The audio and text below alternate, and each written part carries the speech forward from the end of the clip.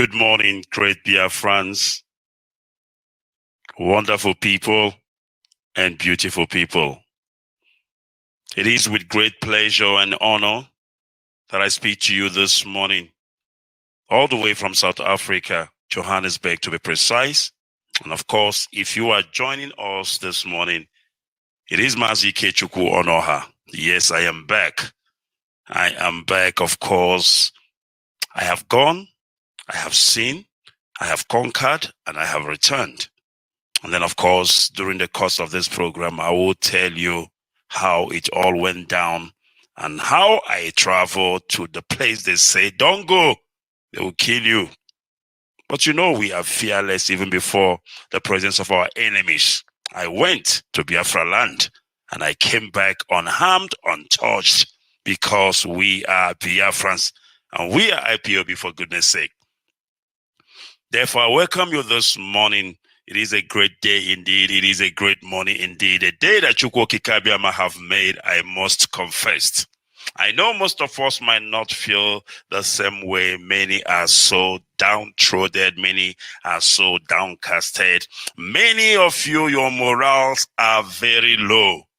But I want to tell you this morning, when they are killing you in mass, when they are emasculating you, when they are putting you down, when they are telling you that you are nobody, when they are telling you that you are nothing but a dot in a big circle, do not be troubled. Do not be troubled at all. I say, do not be dismayed, because that is when victory is very close than you can ever imagine. Buhari said, or the late Buhari, or whoever it is that is in Asarok said, and I quote, I'm going to quote him verbatim so that you can understand what he said and how I am going to respond to that. I am going to respond to that. But first of all, let me quote the infidel. Let me quote the uncircumcised, whoever it is that is there in Asorok. He said that I quote, IPOB is just like a dot in a circle. You know what is a dot? Figure it out. A dot in a circle. IPOB is just like a dot in a circle. Even if they want to exit, I want you to listen to me and pay close attention as I read out what this moronic satanic agent said. Let me take it from the top again so that you can really follow me here. IPOB is just like a dot in a circle. Even if they want to exit, they will have no access to anywhere. In other words, the moron is saying that we are landlocked, that we are stuffed up, that we cannot escape. Just like they always said, it has become a rhetoric saying that we are landlocked. Even if they want to exit, he says, they will have no access to anywhere. And where they have spread all over the country, having businesses and properties, that is a threat. He is now threatening Biafrans living in the north. I need you to read between the lines as well. And he said again, I repeat, the way they are spread all over the country, having businesses and properties. I don't think IPOB knows what they are talking about in any case. We will talk to them in the language that they understand. He repeated the same thing he said that made Twitter to ban the idiot. We will organize the police and the military to pursue them. Now let me respond to Buhari, or the so-called Buhari. I'm just using the name Buhari because, of course, some of you still believe that Buhari is alive. And of course, we know that that is not the case. But those of you who still believe, let me just, play along and respond to Buhari as he is called. Do you remember David and Goliath? Do you remember David and Goliath? That is the only way I'm going to respond to that moronic bastard. Do you remember David and Goliath? David, of course, was a nobody, as they may talk about him those days. David was young. David was naive. And then, of course, he is not even of age to go to war. And Goliath all the time goes up to where the children of Israelites are camped, and he mocked them. He mocked them every day, and he even told them, "Who is your God that I will be afraid of?" Now the Philistines gathered their forces for war and assembled at Soko in Judah. Just 1 second, please. All right, let's proceed. Now the Philistines gathered their forces for war and assembled at Soko in Judah. They pitched camp at Eph's Dammim between Soko and Azekah.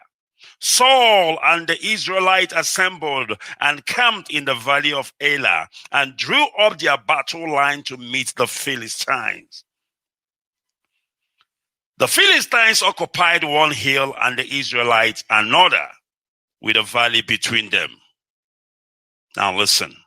A champion, they said a champion. I want you to read that and of course underline, or rather in bracket if you may. A champion named Goliath was from Gath, came out of the Philistine camp. His height was 6 cubits and a span. He had a bronze helmet on his head and wore a coat of skull armor of bronze, weighing 5,000 shekels. That's a lot. Even today in Israel, if you give me 5,000 shekels, that's a hell lot of money. It's like people's salary in a month in Israel. On his legs, he wore bronze greaves, and a bronze javelin was slung on his back. His spear shaft was like a weaver's rod, and his iron point weighed 600 shekels. His shield bearer went ahead of him. Now, when we are reading all those things, doesn't it remind you of the armor, artillery, air bombardment capacity of the zoo called Nigeria? Goliath had the same. Of course, in those days, you don't have armored cars, you don't have tankers, you don't have, jet fighters and what have you. I mean, what Goliath have those days can be compared to what the zoo have today in terms of their armaments. But let's continue. Goliath stood and shouted to the ranks of Israel, "Why do you come out and line up for battle? Am I not a Philistine? And are you not the servant of Saul? Choose a man and have him come down to me. If he is able to fight and kill me, we will become your subject. But if I overcome him and kill him, you will become our subject and serve us." Then the Philistines said, "This day I defy the armies of Israel." The same thing Buhari is saying, the same thing the imposter in Asorok is saying. He defies the armies of Biafra. He defies the ESN. He defies IPOB, the strongest, the biggest, the largest, but none of them all in the whole universe. He defied them and said, "This day I defied the armies of Israel. Give me a man and let us fight each other." On hearing the Philistines' words, Saul and all the Israelites were dismayed and terrified. And of course, I know on hearing these words of the imposter, many of you there are shivering. Many of you there are asking questions, what now? What next? What are we going to do? Mazi Nnamdi Kanu, show us the way. Tell us what to do. Because these people are about to destroy us. These people are about to pursue us even as they have boasted. This is nothing but a mere boasting. This is nothing more than the zoo telling Elohim that I'm going to destroy your people. What can you do?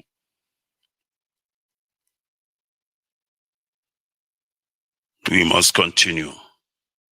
He go on and said, this day I defy the armies of Israel. Give me a man and let us fight each other. On hearing this, the Philistines was. Saul and all the Israelites were dismayed and terrified. I'm asking you this morning, how many of you are terrified with all those shenanigans, with all those boasting of the zoo against IPOB? For their sake, they believe they are the Goliath and we are the small David, because they say that IPOB, of course, when they say IPOB, you need to realize, you need to understand that they are talking about Biafrans, that we are nothing but a dot in a big circle.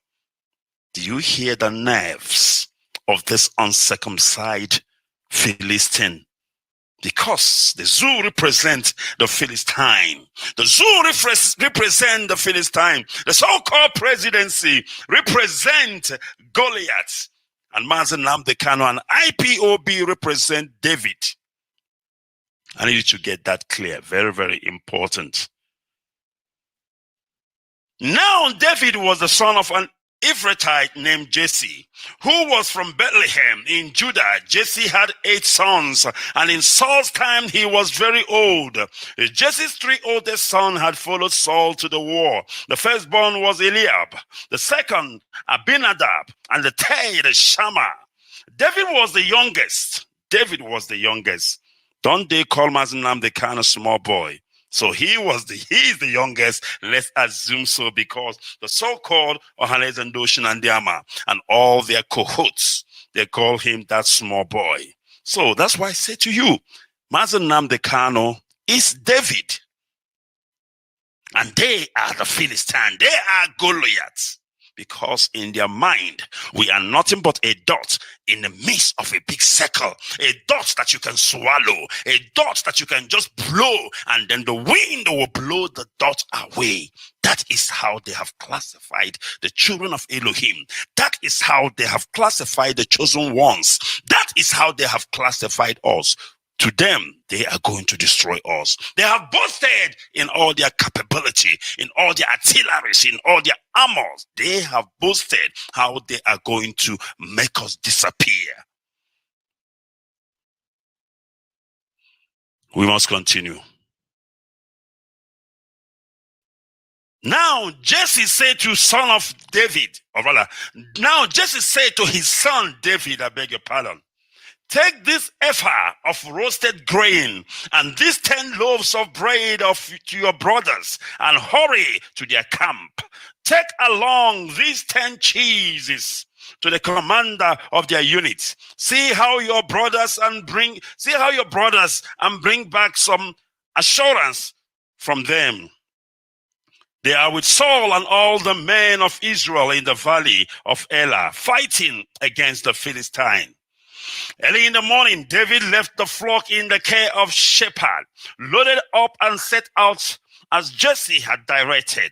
He reached the camp as the army was going to its battle position, shouting the war cry.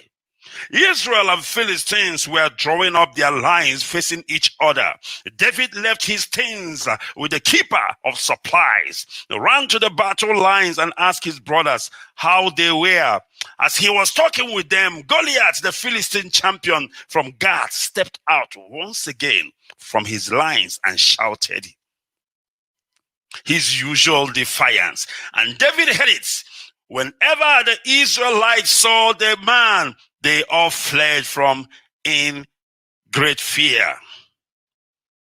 Whenever the lily-livered among us hears the zoo rhetoric threats, they shit in their pants. Whenever the women, when I say the women, I'm not talking about women as you know women. I'm talking about the so-called men who claim to be men, but they are nothing but a women. Obviously, I'm not saying that women are weak, because there are women who can beat up a man big time. There are women who can go to the battle and defend the land. So don't get it twisted. Don't get it wrong. I have nothing but respect to that species called woman. because they are nothing but life, the beginning of life. All right. And then Philistine champion from God stepped out from his lines and shouted his usual defiance, and David heard it. Whenever the Israelites saw the man, they all fled from him in great fear. Now the Israelite had been saying, do you see how this man keeps coming out? He comes out to defy Israel. The king will give great wealth to the man who kills him. He will also give him his younger daughter in marriage and will exempt his family from taxes in Israel. David asked the men standing near him, what will be done for the man who kills the Philistines and remove his disgrace from Israel? Who is this uncircumcised Philistine? I love this. I really love this, and I'm going to say it again. Who is this uncircumcised Philistine that he should defy the armies of the living God? Who is this uncircumcised Zoo presidency? Who is this uncircumcised so-called dead man walking Buhari that he should defy the armies of the living God? Because that's what we are, the armies of the living God. That's what ESN is, the armies of the living God. That is what IPOB represent. That is what Biafrans as a people, as a race represent, the armies of the living God. And who is this uncircumcised impostor to come and talk down on the children of Elohim, to call us a dot in a circle? What a nerve. They repeated again to David what they have been saying and told him, this is what will be done for the man who kills him. When Eliab, David's oldest brother, heard him speaking with the men, he burned with anger at him and asked, why are you come down here?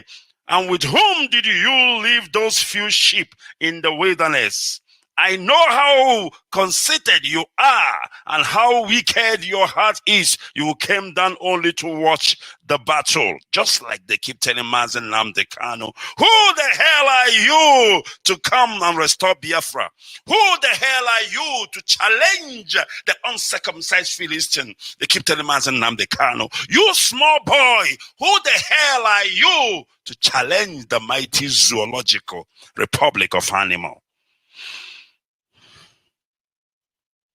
They said all manner of bad things to David, just like they say to Mazen Nnamdi Kanu.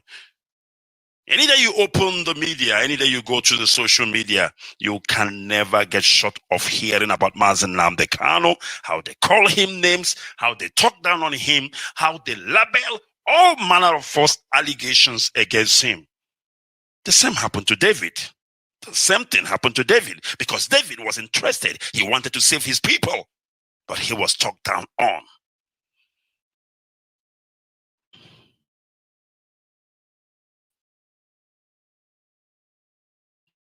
And when I finish praying, I want to go back and finish this, because you need to listen. This should be your confidence. This should be your confidence, your hope as a Biafran. This should be your confidence as an IPOBians.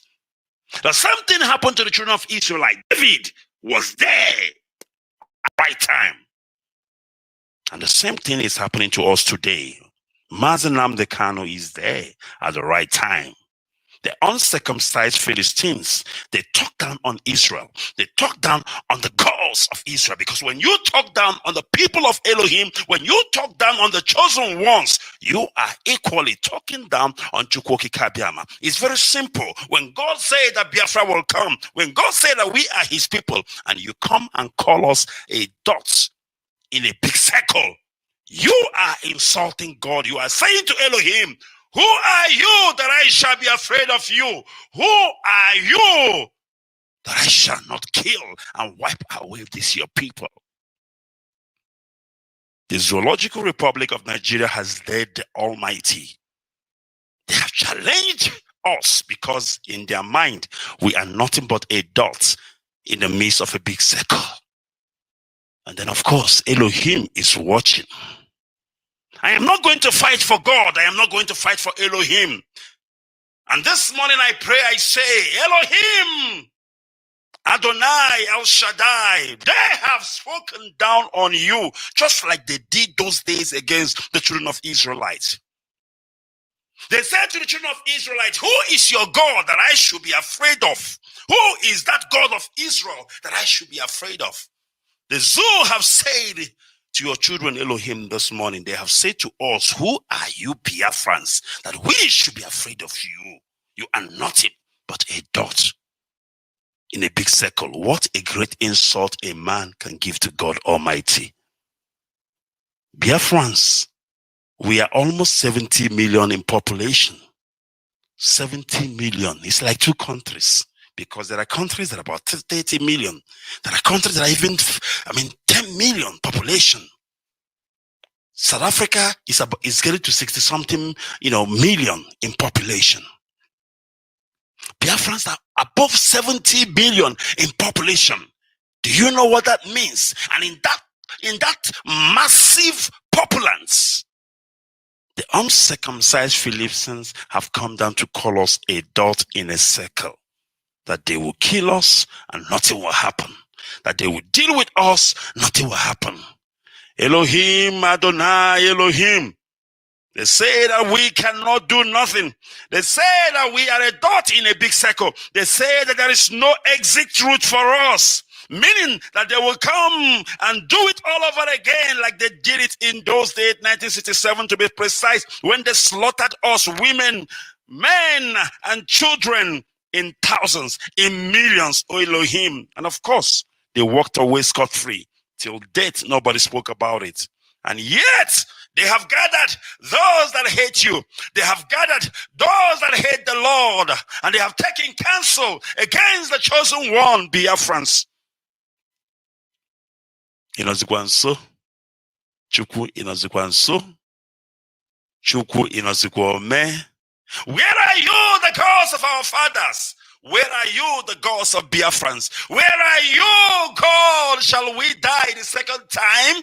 Shall we be slaughtered the second time? Shall genocide happen again the second time? Where are you, God? Inozikwanso, inozikwanso. A challenge against your people is a challenge against you, Lord. A challenge against Biafrans is a challenge against you, Lord. I'm so interested in that word. Biafrans are like a dot in a big circle. Do you know what that means? That they will swallow us up, Elohim. These are mere mortals. Threaten the chosen ones. Threatening the chosen ones. Threaten the essence of our existence, Elohim. So show them that you are our God. Show them that you called our leader Nnamdi Kanu. Show them, oh God, that you are our God.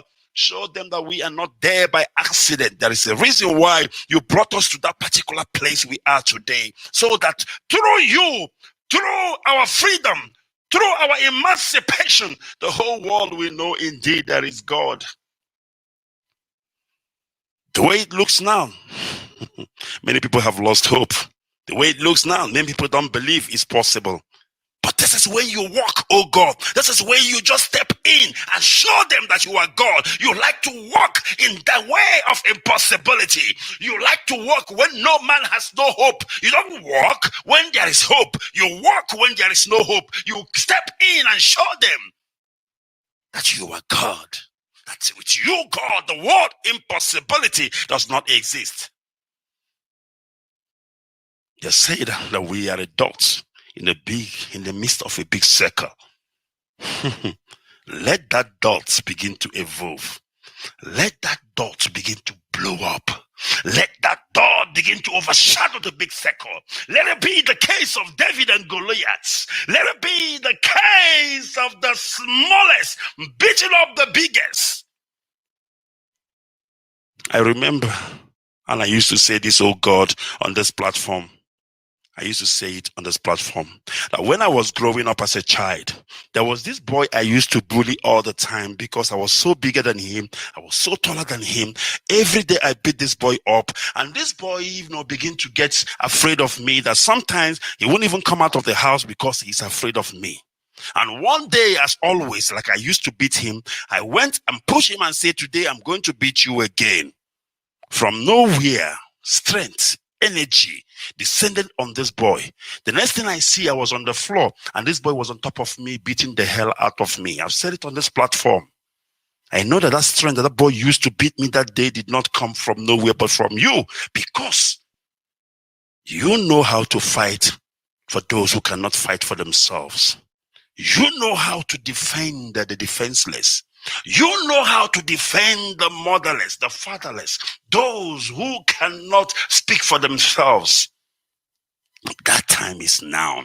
Show them, oh God, show them, oh God, that we are not a dot in the midst of a big circle. Show them that this dot is the eyes of God. Show them that this dot is the heart of Elohim. Show them that this dot is from heaven. Show them that this dot cannot diminish. Show them that this dot is there to rescue the whole of Africa. Show them that this dot in the midst of a big circle has come to emancipate the world. Show them that this dot in the midst of a big circle is that dot, oh God, that has come to liberate the world. The lighthouse of the whole world. The lighthouse of the nation of Africa. Because when I look around Africa today, Elohim, I don't see no hope. When I look around Africa today, Elohim, I see defeated people. I see conquered people.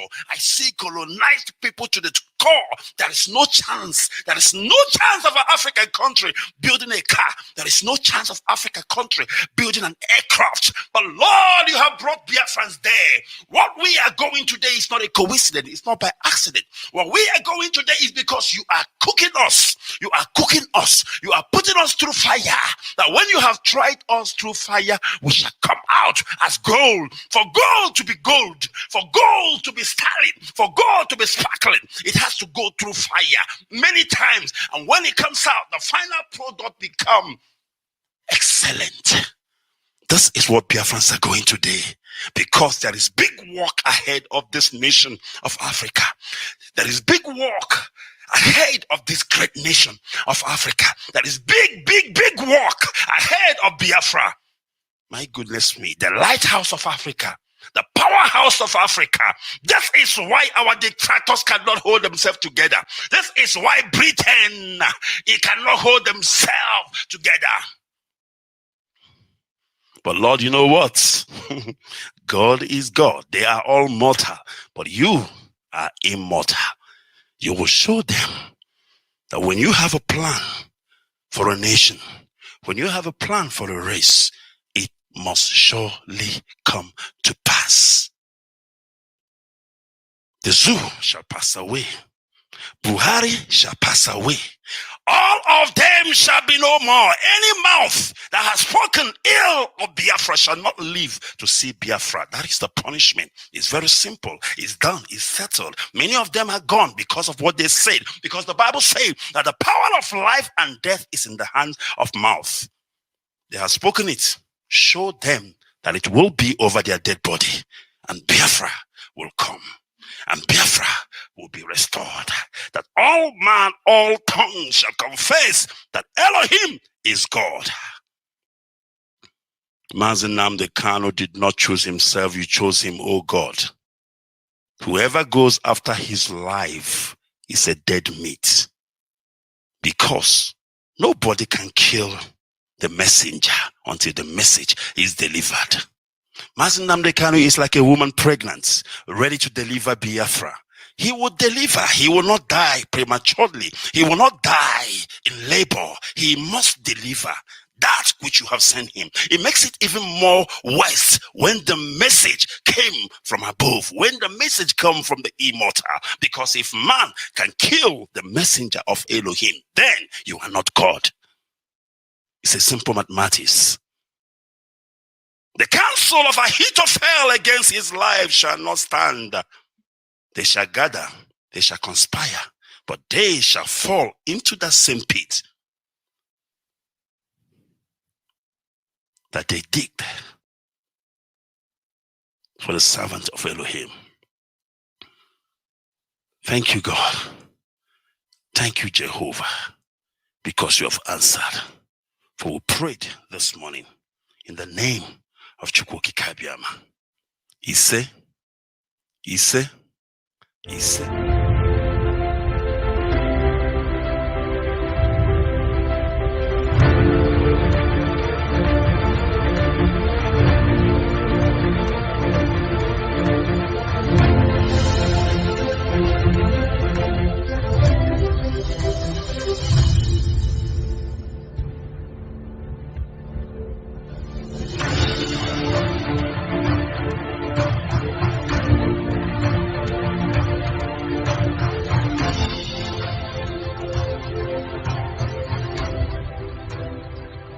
peace must be our goal and our guide.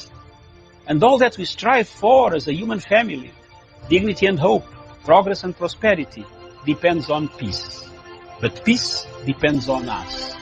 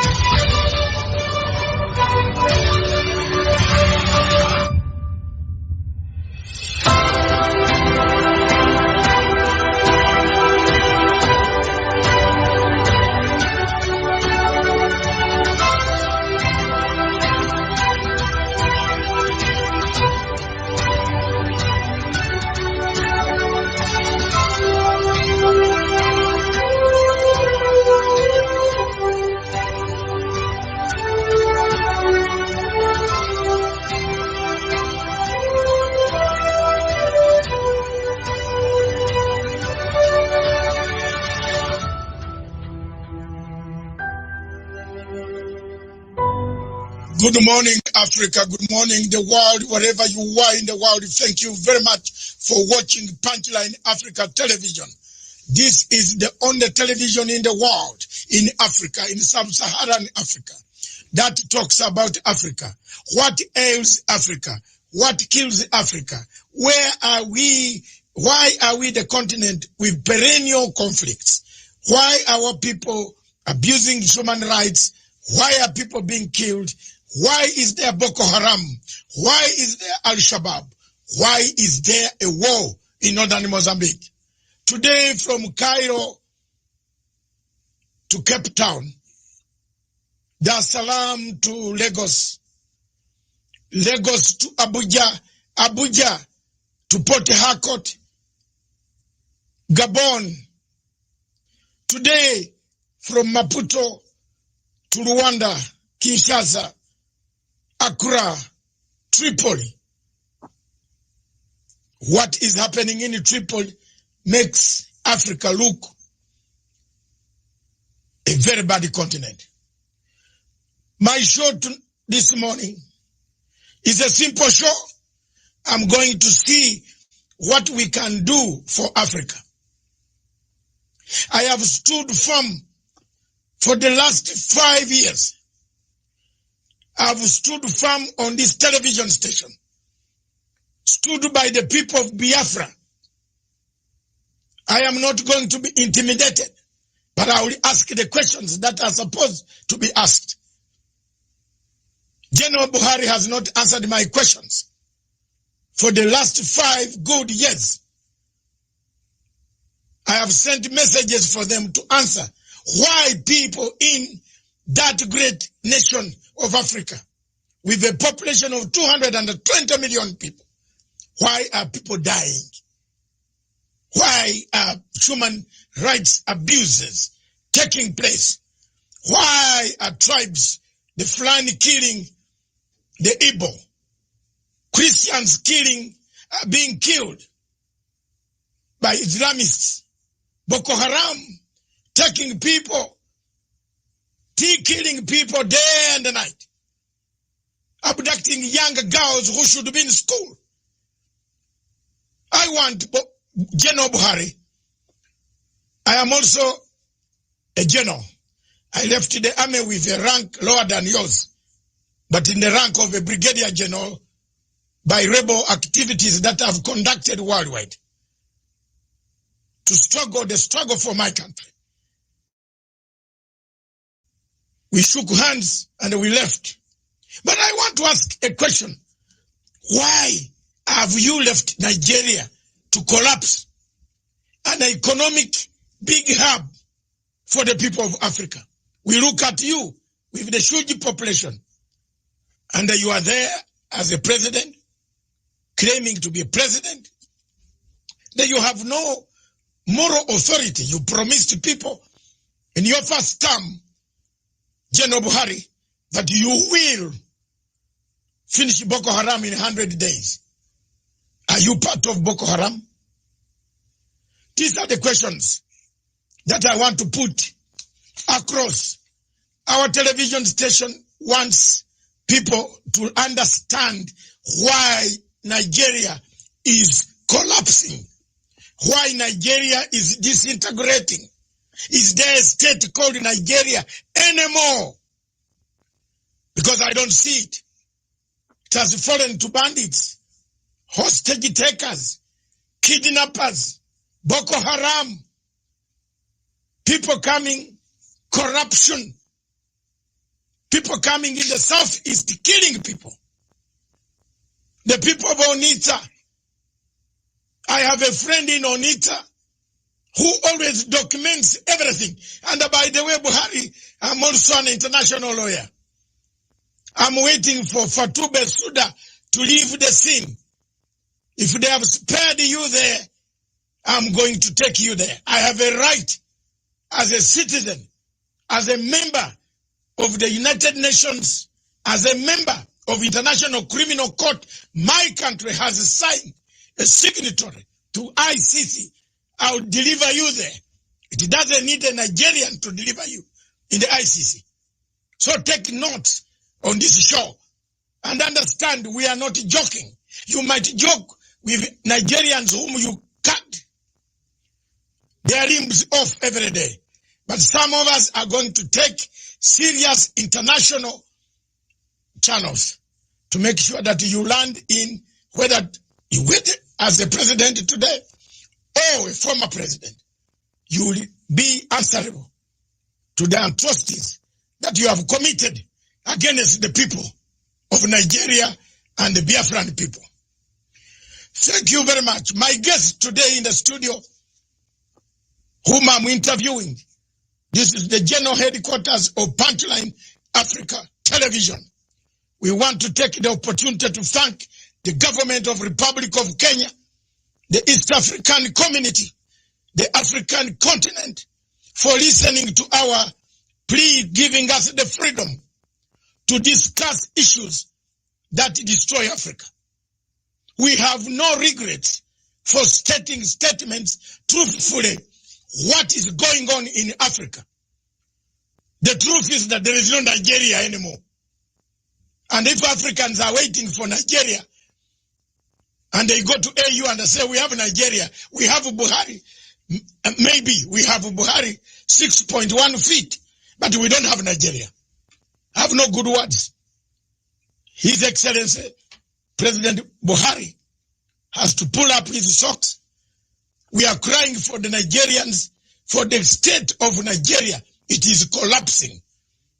The killings, the murder, the rape, the defilement, the destruction of property, the slaughter of youth, because of one thing they ask for, freedom to express themselves, is what makes me very upset. But let me cool down and I come to my guest. My guest today is Mr. Mazi Namdu Kanu, the leader of indigenous people of Biafra. Welcome to the show, Mr. Namdi Kanu. Thank you. Thank you very much, sir. And thank you for having me on your wonderful program today. It's an honor. I've been looking forward to for a very long time. For very many years, we've been watching, and I'm glad to be here today. Thank you very much. Today, we are honored, and we want to start off by giving you a chance for us to know you, because many of my people in Kenya, and as you are aware, Kenya is the chairperson of Africa Peace Security Council. The authorities in this country, Kenya, are watching. They want to know the difficulties that you have. Two, Kenya also has a lot of Nigerian refugees who have come to Kenya to apply for asylum, especially from the southeast of the Biafran area. They are here. And we should not keep quiet and tell lies. There are many here. They want to know in East Africa, in Uganda, in Tanzania, in Zimbabwe. I've found very many of them. Zimbabwe has given them a lot of asylum. We want to know you. Who are you, sir? I am Mazen Namdekano, the leader of the Indigenous People of Biafra, IPOB. I represent every aspiration and hope that over 70 million people harbor all over the world. Our job is to restore Biafra in peace and not in pieces by seeking a very simple route via a UN-supervised referendum or plebiscite, as the case may be. We are here to restore our land to the way it was before the white man came. What we are doing is nothing against Nigeria per se. What we are trying to say is Nigeria as presently constituted is not working, and we are doing all we can to try to raise the levels of human development, of our understanding, education, health sector, the economy, and all the rest of it. If we continue to remain in Nigeria, not just are we going to suffer, but the whole continent of Africa is going to suffer as a result, as a consequence of the ineptitude, the corruption, the backwardness, the retrogressive mindset of the people who are presently in charge of that very place. Initially, most people tend to see us as not being Pan-African enough. I am a Pan-Africanist. I believe in the unity of the African states. My preference will be for Africa to have one nation, one government, one people, even one language if it is possible. I am a subscriber to the very fine influence of Kiswahili amongst the people of East Africa. And I wouldn't mind if that were to be the lingua franca for Sub Saharan Africa. I don't mind at all.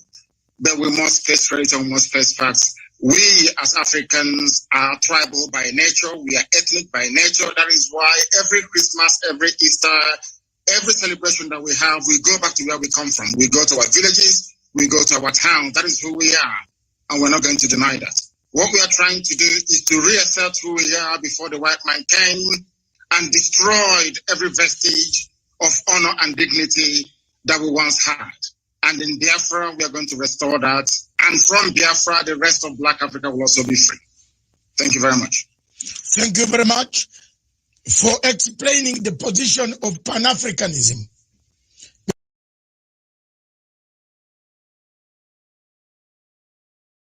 I've argued my case before the AU, and they said, you cannot talk of Pan-African unity. One part of Africa is bleeding. How that cannot be? In Nigeria, there's one party bleeding.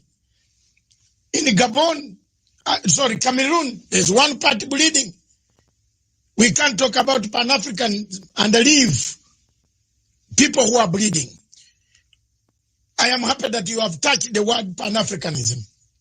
Many Africans, including your former leaders, have said Nigeria needs rearrangement. I picked something from you. I want to see this rearrangement. What is this? Babangida. Former President Babangida said Nigeria needs a rearrangement because it can't work anymore. The marriage cannot work. It is true that the marriage cannot work. It is true that the people, the Igbo, are discriminated. When they go to Abuja, they are told, go home. Where yet the home is Nigeria. Abuja is Nigeria. I've done investigative work undercover, and I've discovered all these things. I'm not being told by you. But I've been with my Nigerian people who have actually ended up being discriminated in their own country. So given this scenario, I want to find out from you, from what perspective do you think Africa should come in, the whole of Africa should come in to bring the plight of the Biafran people, the indigenous people, whom you have been fighting for? How do we come in as Pan-Africans? how you can come in is by doing what very courageous leaders in Africa did in relation to the case of South Sudan. Because in the case of Nigeria, the center can no longer hold. Everyone knows, the whole world is aware of the fact that we are ideologically, psychologically, culturally, religiously, and socially diverse. There is no meeting point. It's a very good thing that you talked about East Africa, for instance. In East Africa, there is some semblance of cohesion because Kiswahili is the lingua franca. Perhaps somebody from Uganda may understand somebody, or should I say some people from Tanzania. Some Tanzanians may be able to understand somebody, let's say, from Rwanda, because they speak the same language, they have the same understanding. So that is the basis for building something called a national cohesion. In the case of Nigeria, that is conspicuously absent. It doesn't exist. Now, the fact of the matter is this. Africa, the way it is presently set up and constituted, are merely colonial constructs, where you have people coexisting happily together. Perhaps they are very fortunate. In the case of West Africa and Nigeria in particular, I have nothing, and I repeat, nothing in common with your average Fulani person. I have more things in common with even a white British person than I do with a Fulani person. I mean, we have nothing in common. Their value system is markedly different from ours. We cannot see eye to eye. I give a very simple example. The recent case of the banning of the movement of cattle on foot in the southern part of Nigeria, for instance. In the north, that is a normal thing for them to have. But in the south, it is absolutely strange having people walking around your neighborhood with AK-47. At the slightest provocation, they kill people. That type of culture is alien to those of us from the south. And that's what we are trying to say. And it's a very good thing that we are not alone in seeking for a distinct, or should I say, separate identity. Our Oduduwa, our Yoruba brothers are also asking for the same thing, because they too have come to the realization that this Nigeria is unworkable. The Middle Belt is doing the same thing. It is not born out of hatred for anybody. That is the mistake that people keep making all the time. Most analysts and, should I say, news journalists tend to think that somehow we hate Nigeria. Of course, that is not the case. What we deplore, what we detest and cannot live with is the level of hypocrisy, the level of ethnic jingoism going on, being, of course, perpetrated by the Fulani people. And this is what I want all Pan-Africans to be able to see, that Biafra will be there piloting and moving the affairs of the whole of Africa forward. Because we have said it repeatedly, without Biafra standing on its own, the rest of Africa will continue to suffer and to flounder. And for us to be able to get to where we are supposed to be to, there has to be a very comprehensive and holistic rearrangement of the present state of Nigeria. You are well aware. I ask you to go and read at the comments and statements coming from Katrina Lang, the British High Commissioner to Nigeria, for the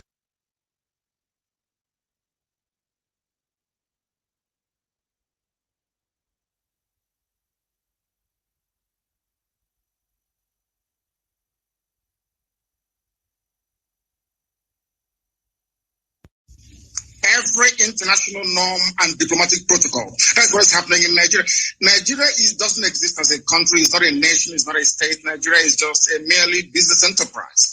That everyone with a vested interest in Nigeria, by which I mean most European countries with their companies in the oil and gas sector in Nigeria, all they want to do is to exploit and to take away without adding anything in. Ogoni hasn't been cleaned up. People are dying in river states right across from Iguacha and then the coastal region. Everywhere you go, there is mayhem and disorder. In Lagos this morning, the same thing. Everywhere you go to, Nigeria is crumbling because there is a palpable agenda of the Fulani Janjaweed Caliphate to take over the lands belonging to indigenous populations. And have said no to that. We're not going to allow it, and we're not going to have it. Okay. Thank you very much. You brought me to a very serious question.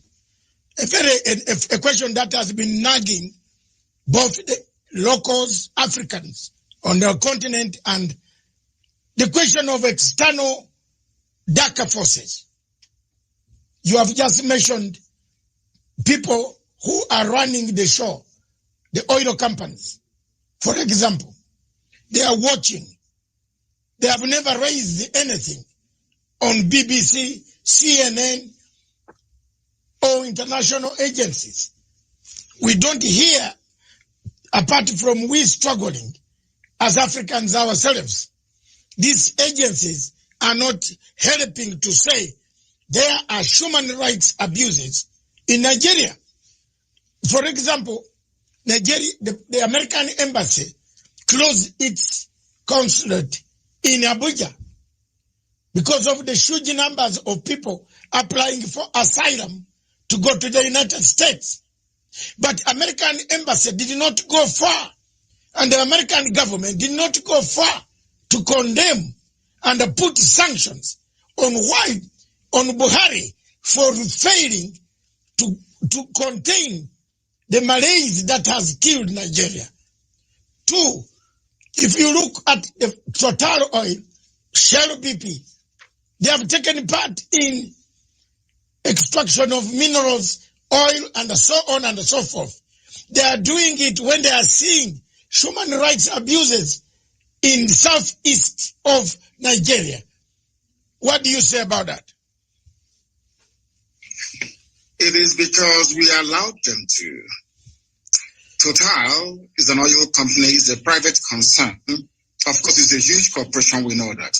The same goes for Shell, for BP, for Halliburton, for ExxonMobil, and all the rest of them.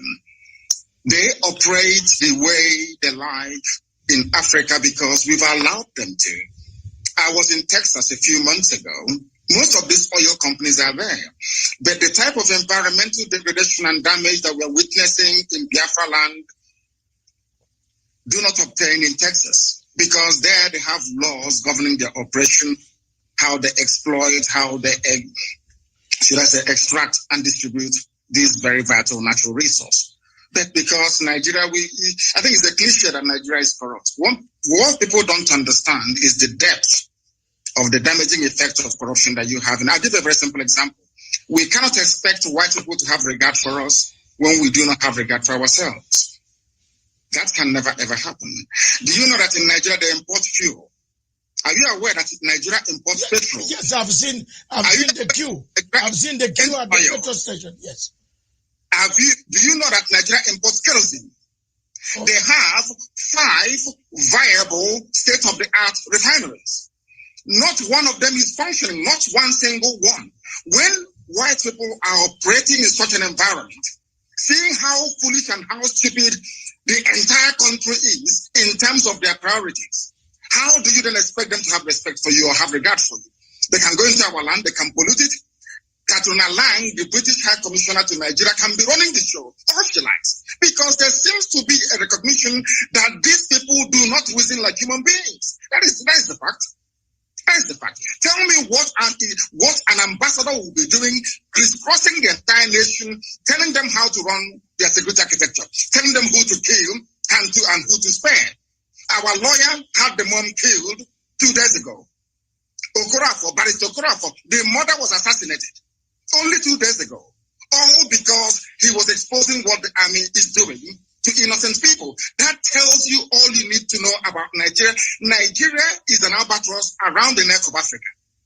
Nigeria is the only country in Africa actually dragging Black Africa backwards because of their ineptitude, because of their criminal mindset, and because of the drive of the Fulani to dip the Quran in the Atlantic Ocean. That is the problem. There is nothing wrong with Islam, don't get me wrong. There are some very wrong interpretations of the religion of Muhammad that the Fulanis are using as a driving factor in their push to take over the land belonging to indigenous people all across Nigeria. They've done the same thing to a relative extent in the Middle Belt. They took a chunk of Yoruba land in Ilorin, where they have an emirate today. The same thing they're trying to do in our land, and we said no to it. And the whole world is there. The US mission is in Nigeria. The UK is in Nigeria. EU is in Nigeria. The UN is in Nigeria. And there is wholesale murder and slaughter of people going on in Biafra as I speak to you right now. This very minute. The same people, they claim they know where Boko Haram is from where they launched the attack. The same country is openly supporting ISIS in West Africa. Go to the newspaper pages yesterday, you will see it there. Nigeria government actually supporting ISIS to take over the terror franchise from Boko Haram. They are not hiding it anymore. There's a terrorist who is there as a minister. Now tell me which country in the world will allow a terror sympathizer to be a minister of state only in Nigeria? How can such a country be allowed to exist?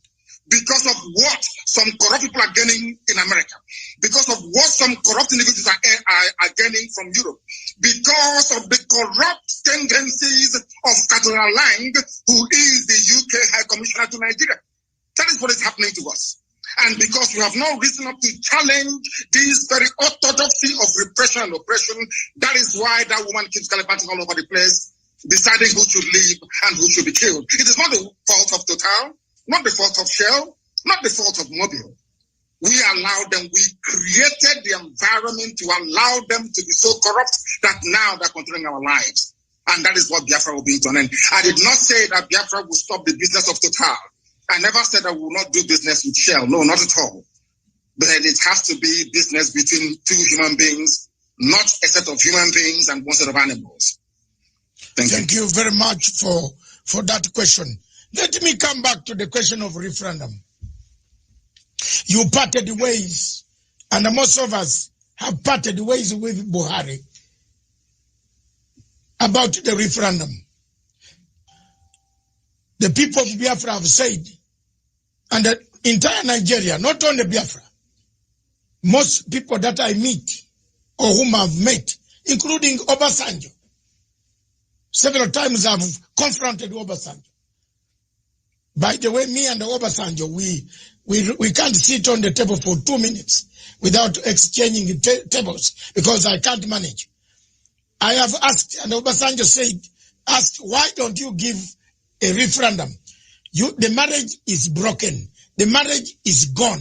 The marriage is not worth it. Do you think the referendum issue now can help to stabilize Nigeria? And if so, when and how can African Union, the Commonwealth, the European Union, and the UN can help to make sure that this referendum is put in place? The only way to go is a referendum, because I am a Democrat at heart. I believe that the democratic will of the people must be expressed at all times, and that is the basic governing principle of any viable society. I am an advocate of referendum, and the sooner they conduct it, the better. It's been muted in the past through their so-called rejigging of their constitution, through their so-called sovereign national conference, which has been coming on and off from time to time. Any new arrangement that seeks to keep Nigeria together as one must be subject to the will of the people. So either way, a referendum is going to come anyway. It may be delayed, but it is ultimately going to come. Now, one thing you must understand is this. There are very corrupt countries around the world. Maybe on the surface of it, they're not corrupt. But they have very corrupt operators that will prefer Nigeria to remain in the very hopeless state that it is in at the moment. Nigeria is in a very hopeless state. A lot of people are making money by virtue of the corrupt nature of Nigeria. Do you know that Shell BP can sell 1 million barrels of crude oil in a day and only report that they only sold 100? Do you know there is no meter? Where the crude oil is being loaded onto the tankers at the terminal in Biafra land where I come from, there is no meter. You can take as much as you like and declare whatever you like. These interests want to keep Nigeria one. Every ambassador to Nigeria gets a welcome handshake of $1 million. Once you're posted to Nigeria from a well-to-do country, so to speak, the ambassador is bribed immediately there and then. That is how you start your work. You will not believe what I'm about to tell you. Do you know that the U.S. ambassador to Nigeria organized, or should I say, convinced the Biden administration to allow the U.S. military to come for an exercise in the Gulf of Guinea in order to checkmate Biafra and Ambazonia, freedom fighters? The same people did not go to the north, where they have Boko Haram, where they have ISIS, where they have Ansar, where they have Fulani headsmen terrorists. People tormenting, killing, raping, kidnapping, and pillaging on a blessed, every blessed day they do this.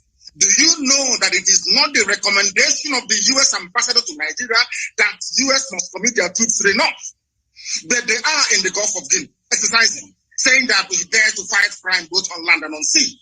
But there is no crime going on. The places where the crimes are going on are all in the Sharia north. And I want to bring you back to this idea of referendum once again. Do you know that the Northerners, the Fulani people, they agitated for Sharia in the 12 northern Fulani-controlled states of Nigeria, excluding Middle Belt? Do you know that your good friend, as you are saying, Obasanjo, get it to them? It's not my no referendum. They're your good friend because I hate him more than you do. Okay. The man is a joke. Let me tell you this.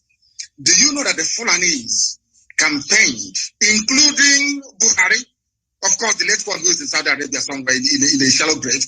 Do you know that these people campaigned for Sharia to be introduced in Fulani-controlled northern states? I think about 12 or 13 states. There was no hoo-ha. Nobody opposed them. In other words, the Fulanis themselves have divided Nigeria into two by virtue of their insistence on having Sharia. That is why today the Chief Justice of Nigeria is a Sharia lawyer, not a secular lawyer, not a secular judge, a Sharia court judge elevated to the position of the Chief Justice of a secular federation. Now you tell me. Your Excellency, Namdi Khan, is this the man, the Chief Justice, who said his papers were eaten by termites? That's correct, yes. It's him. Oh my God. That's the type of yes, continue. It's him. He is a Sharia court. He's an alkali in a Sharia court. But today, he is the Chief Justice of a secular state practicing common law.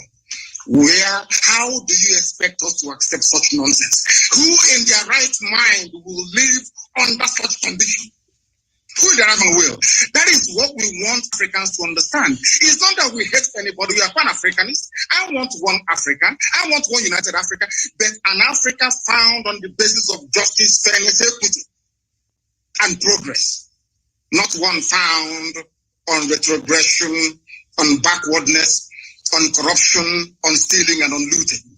That tells you all you need to know about Nigeria. Can you tell me why they're deploying troops to Biafra at the moment?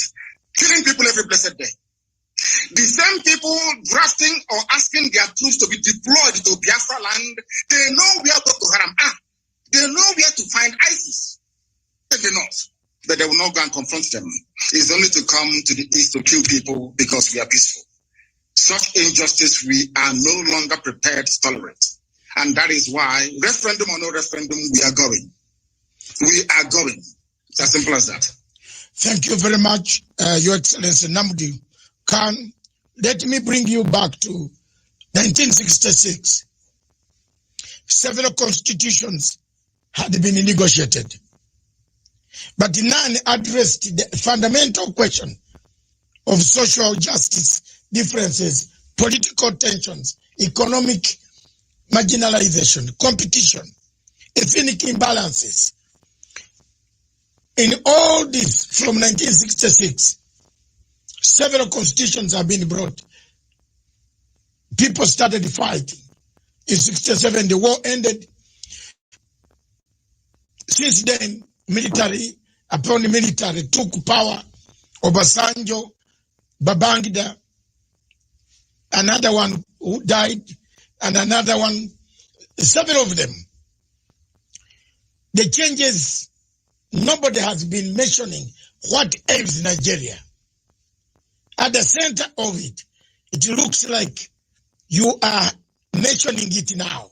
I can see any observer on Nigeria can see your plight, just as we can see the plight of many African countries. When you talk of 13 states having Sharia law, a Chief Justice who says his papers were eaten by termites becomes the Chief Justice based on Sharia law and using Commonwealth common law. Now, should the changes be made and should the adjustment be made, is there any hope that Nigeria remains alone? This is a question from a very senior head of state in Africa. He has asked me just now, I should put it to you. It's from southern part of Africa. Can Nigeria remain together in case these are addressed? Yes, sir. It is up to the people of Nigeria to decide if they want to be together or not. During a referendum or a plebiscite, I'm only entitled to just one vote. Only one vote. It is now left for the people to decide what to do. That is why we said to Nigeria, we don't want to break away unilaterally. We want it to be done with the consent of the people. And during the early life of this APC terrorist regime in Nigeria, they did actually mute the idea. They discussed it among themselves that whatever new arrangement is being proposed must be subject to the will of the people. I will say to that question, let the people decide. Anything they decide, I'll go with it. Anything that people come together to decide, this is what we want to do, I will submit myself to because I am a Democrat.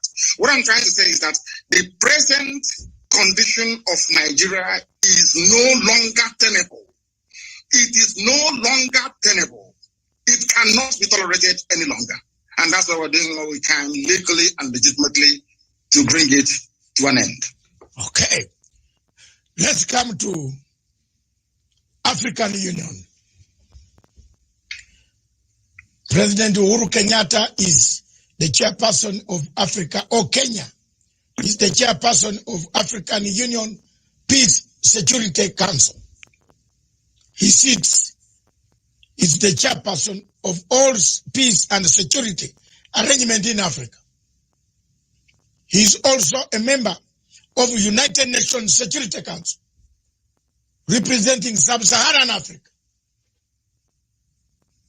He has huge numbers of Nigerians seeking asylum every day in Kenya, Uganda, Tanzania. What do you want him to hear? What do you want him to hear now? What message do you give to them, to the AU, that the situation is not as they think, so that people can wake up and help you? What I want President Uhuru Kenyatta to understand is this. Contrary to all the fallacious lies and misinformation coming from Nigeria, we are not against African unity. We want Africa to prosper. And what is happening from what you've said, what they're experiencing now in Kenya and in other East African countries in terms of the huge numbers of people seeking refugee status and asylum is indicative of the decay and the death that Nigeria is going through at the moment. And unless they step in now to do the right thing, believe you me, they will get millions upon millions of people asking for asylum in their countries in no distant future. Let it not be said that the disintegration of Nigeria will somehow bring an end to Africa's cohesion and unity. It is a lie. It's a lie. It will strengthen it. Nigeria is the country dragging Africa backwards, being purportedly the most populous nation, black nation in the world, with vast reserves of oil and gas in my land in Biafra. A lot has been expected of Nigeria over the years, but each time they have failed. If you go to a place like Rwanda that I'm sure you have been to, if you go to Kigali and see what Paul Kagame has been able to do with meager resources that they have, I am sure the same transformation is taking place all across Ethiopia, taking place all across Kenya. You can see viability of economic life and prospect. None of that exists in Nigeria. They only sell crude oil and they import everything, including refined petrol as well. What I want African leaders to understand today is this, that Nigeria is the problem of Africa. If you terminate Nigeria, it's like a cancer growing somewhere on the body of Africa. Once you get rid of Nigeria, believe you me, Africa will spring to life. Let them not be deceived. Don't allow yourselves to be deceived to think that we need this huge country with huge population and vast natural resources to be relevant in the world, on the world stage. That is a lie. Because the size of Nigeria, the way it is today, was predetermined by our colonial masters. Britain said, we want to use Nigeria to influence every other country in Africa. That was their game plan. Britain wanted to control Africa through Nigeria. It's there in the official documents. And I'm saying to Africans today, don't allow that to happen. Or, as you say, the level of Fulani mediocrity in Nigeria has made it almost impossible. The best way for us to go is for Africans to understand that Nigeria is a tumor, a cancerous tumor, very dangerous one. Cut it out and Africa will be free. Okay. Thank you very much. I just want you to take a slow pace now. I want to come to ask a question that has happened to me also. We seem to be swimming in the same field. That's why you see we are the same. The loss of your parents. You did not attend. I also did not attend the death of my father. I have never buried him. I am in the same category like you. I want us to go slow and say, you were not allowed to attend to bury your parents. How did you handle this? I know I am slightly older than you in years. I have handled. Are you sure? Yes, I am. Are you sure? I'm 65. My goodness, you look very young. Yes, I'm 65. And that's very good. I have, when I lost my parents, I was also in exile in Britain, and I could not bury them. How did you yourself handle this matter, and how do you encourage others? There are millions of refugees on the African continent, in South Sudan. Some of them don't know where their parents are. But the people have gone to make political leadership, but they have forgotten accountability. That's why South Sudan peace process is collapsing, because there's no accountability. So how did you handle that? And did it encourage you and give you resolve to keep pushing for a better Nigeria or a better Biafra? Please. It's kept me pushing for a better society for everybody. Everybody, not just within Biafra or within the wider Nigeria, but across Africa as a whole. Because what concerns one black person actually should concern another black person as well. I put my parents' murder by the Nigerian state into context. The only thing that matters to me is the freedom for Biafra, of which I am prepared to pay whatever price that God requires of me to pay in order to ensure that Biafrans are set free. That was how I managed to, should I say, compartmentalize that very grief at that moment in time. And I might also add that my mother-in-law is dead as a result of the same thing. 2 days ago, one of our lead attorneys, they actually threw a hand grenade into the mother's car and killed her and burnt her body only 2 days ago. I see these things as necessary sacrifice that we must go through in order to restore Biafra, that is essentially the kingdom of God upon the face of this very earth. For that, we are prepared to pay whatever price that we are called upon to pay to ensure that the people of Biafra and every other ethnic group being oppressed in Nigeria and wider Africa is set free. That's my mindset.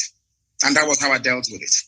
As horrible as it was that I couldn't attend as the first child and as the first son, my father's burial, my mother's burial, but I see them as being very essential sacrifices that one has to make in order to ensure that his people are set free. Thank you very much. I am also the first son, so maybe that's why I started fighting for the Biafran people. Let me come back, take you back to the question of Boko Haram.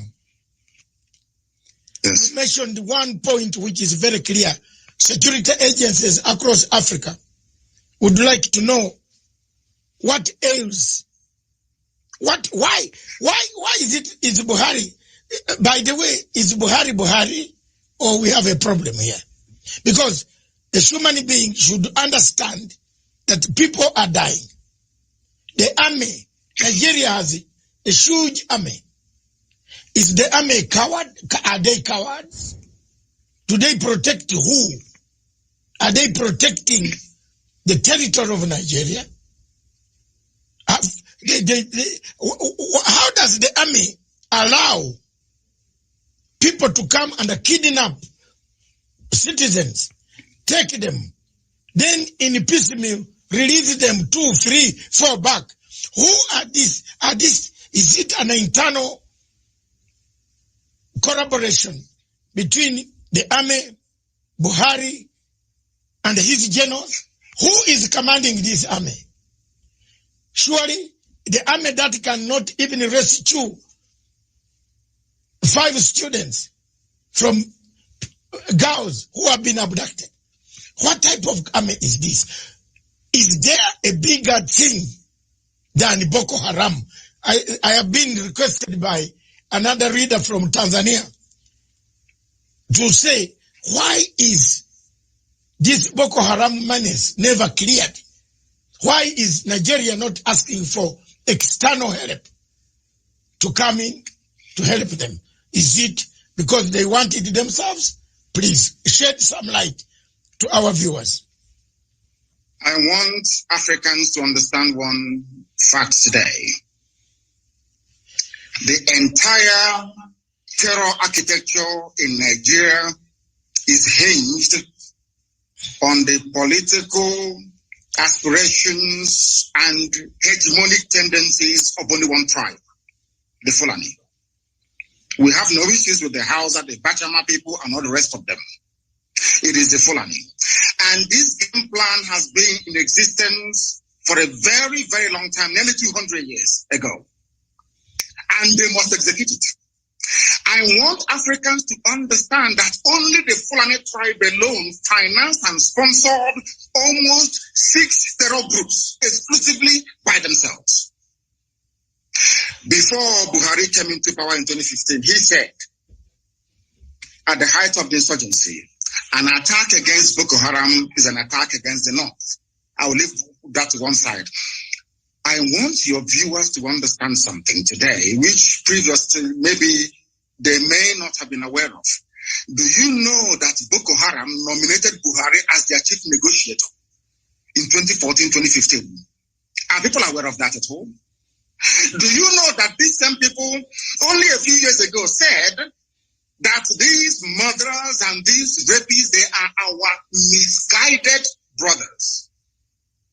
Do you know that their so-called Sheikh Gumi, who happens to be very close to the presidency, I need you to understand this very clearly, the one negotiating with the bandits, are you aware that the recommendation is for ISIS and Boko Haram to merge together, that they can come south? I want these points to be noted by your viewers all over the world. So when you see these people, you ask them these questions. Do you also know that the leader of the dreaded ISIS in West Africa province, ISWAP, his name is Al-Banawi. Al-Banawi is the son of Yusuf Mohammed, the founder of Boko Haram. Do you know that this man was arrested around about the same time that I was in detention in 2015? Do you know that he was released without trial on the orders of the presidency of Nigeria? Do you know that the 4th largest terror group in the world, the Fulani headsmen, which the whole world knows, the 4th largest terror group in the world, they are Miyetiala. Do you know that the presidential spokesman came out and said live on national television that these terrorists are legitimate stakeholders in the government, in the governance of Nigeria? Are you aware of that? Do you know that despite telling the whole world that these murderers and these killers are from the Sahel, they are not Nigerian Fulanis? Do you know they're forcing us today to give them our land so they can settle in perpetuity? Are you aware of that?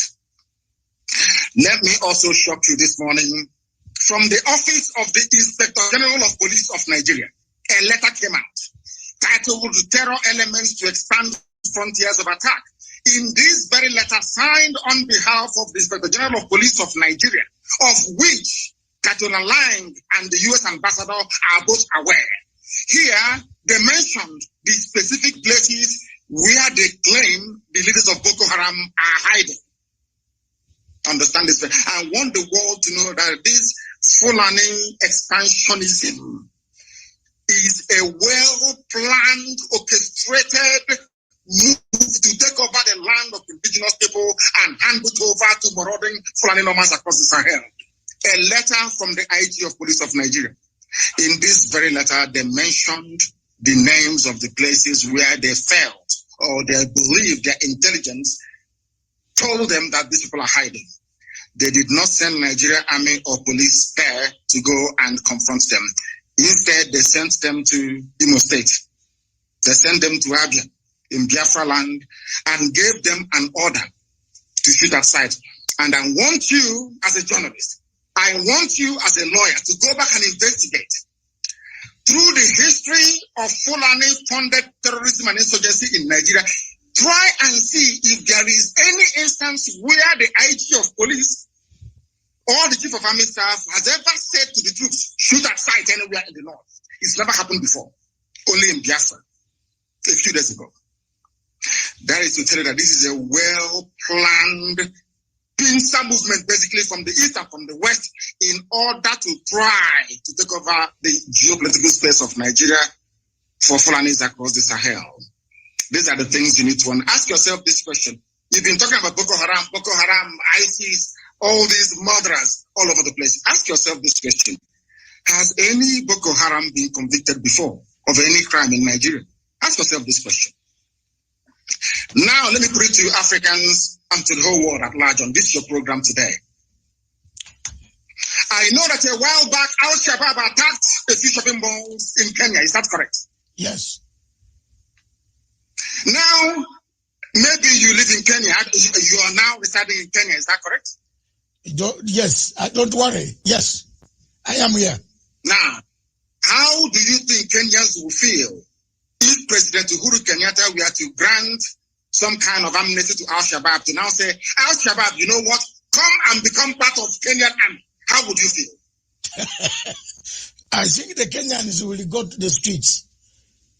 The Kenyans will catch the Al-Shabaab and will roast them on the streets. Now, let me tell you this. This is something that Africans don't know. Yes. Do you know that Nigerian army being sent to Biafra land today contains elements of Boko Haram and ISIS in it? Yes. Because they are now part and parcel. I've seen the reports, yes. Let me ask you this question. When people say we shouldn't fight the army or their police, how do we know who they sent to us? How can you distinguish between a terrorist in army uniform and a serving patriot in Nigerian army? That's the question I'm asking the whole world to answer. How do we know? They incorporated terrorists into their security architecture. How do we know who is who? Okay. How? Thank you very much, Your Excellency. Let's just take a short break and take water because it is hot in here. And I think wherever you are is also hot. It is, yes. The interview is fantastic.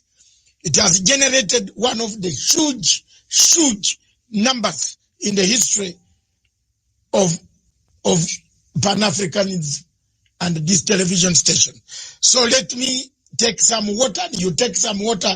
We resume in 2 minutes. Okay. 2 minutes. Okay, sir. On that question and the world, how do you differentiate between Boko Haram and Nigerian army? Simple question. When Boko Haram has been inscripted, that's better English, yeah. Inscripted in Nigerian army to come and kill the people of the southeast. That is the question on the table. When we return, this is Matsanga Africa perspective. In Matsanga Africa perspective, we look for hot spots One of the hotspots is Nigeria. Is Nigeria disintegrating? Is Nigeria fragmenting to pieces? Is there leadership in Nigeria? Is General Buhari the general we saw 10 years ago? Or this is a different person? How can a leader allow his people to die? How can you inscript a Boko Haram to be a minister in your own government? Oh my God. Is there something wrong? A country that we all looked at as a country, the big giant of Africa. We saw everything in Nigeria. Now it looks like what my good writer, the man who wrote the things fall apart, Kinawa Chebe, was right. The center cannot hold anymore. This state is going. Don't go away. Just we are returning. This is a fantastic show from Punchline Africa Television. We are interviewing His Excellency Namdi Kanu, the leader of IPOB, Indigenous People of Biafra. Thank you.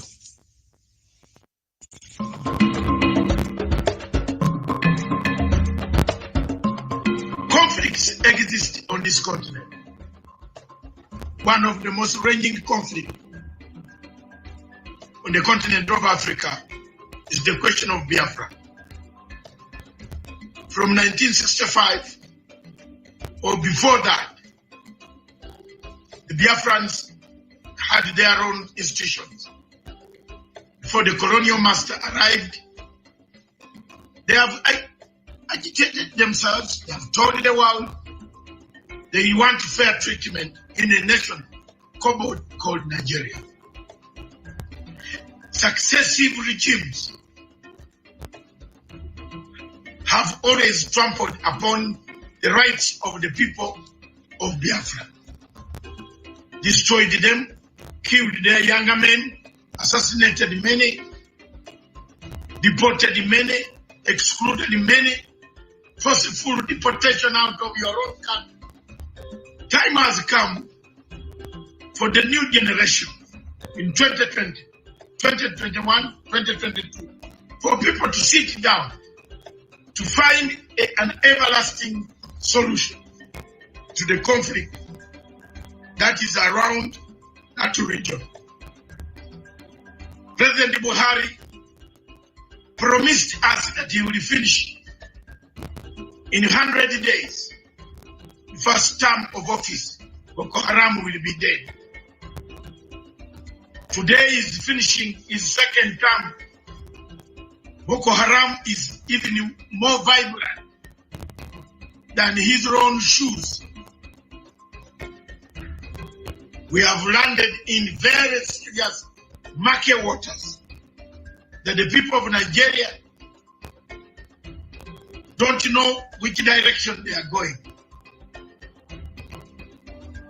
The people of Nigeria, a big country with a big population, an economic hub of West Africa and Africa, with the biggest reserves of oil, still lingers in poverty. The poverty and the rich gaps in Nigeria are wider than the distance between,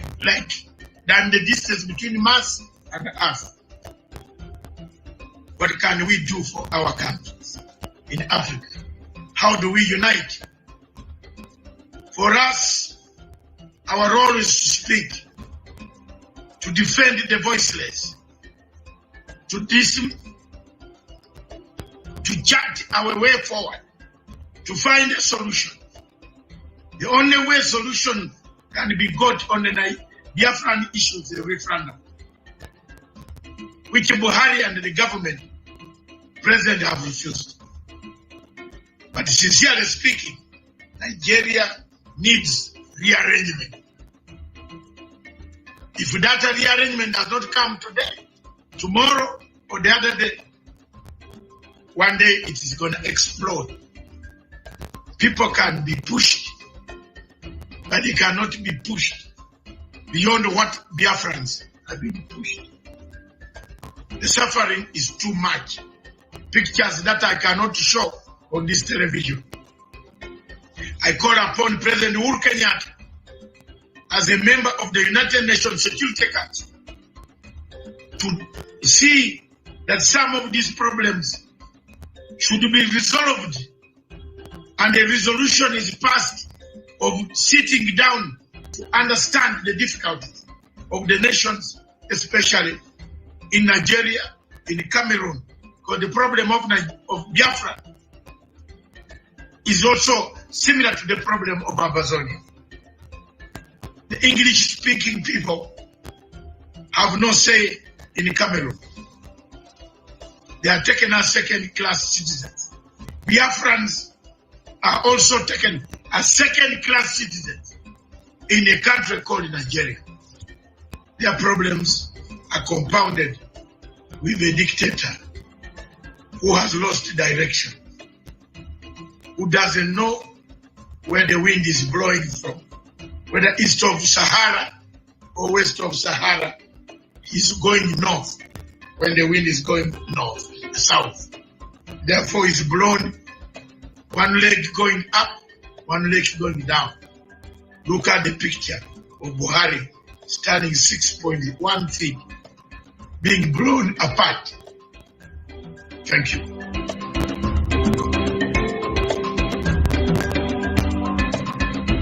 Back to Punchline Africa Television. Our show is Matanga Africa Perspective. In the Matanga Africa Perspective, we look at what ails Africa, what kills Africa, what makes Africa be called a continent of savages. As we can see in Nigeria, that name cannot go away. Boko Haram is killing people, taking people. We have incorporated it in the system of the Nigerian army, brought them back remorsefully. They have not done any reconciliation. And they are then being hired to destroy and kill other people. We have invited, and we shall invite more people to talk about this. We shall invite any other person who wants to discuss the issue why Nigeria is collapsing, a state and a way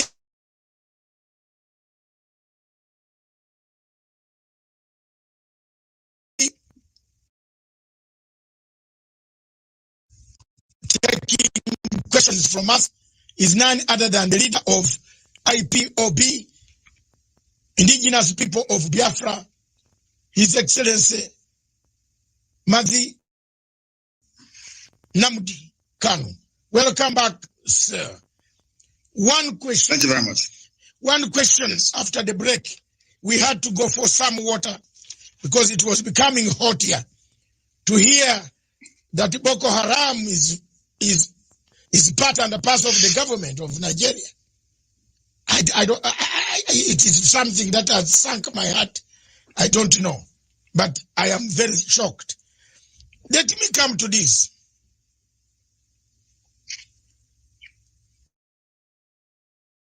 There is a feeling that time has come. And I will keep on going back to this question. That the United Nations, the 5 permanent members, are part and a parcel of our problem. Now, because you can't exclude any, China is already in Nigeria also. Russia is in Nigeria. America has been there. Britain is there. France, through Total Oil, their presence is there. And a candid question comes.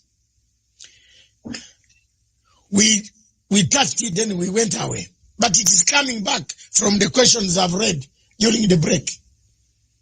Someone from South Africa is asking, Surely,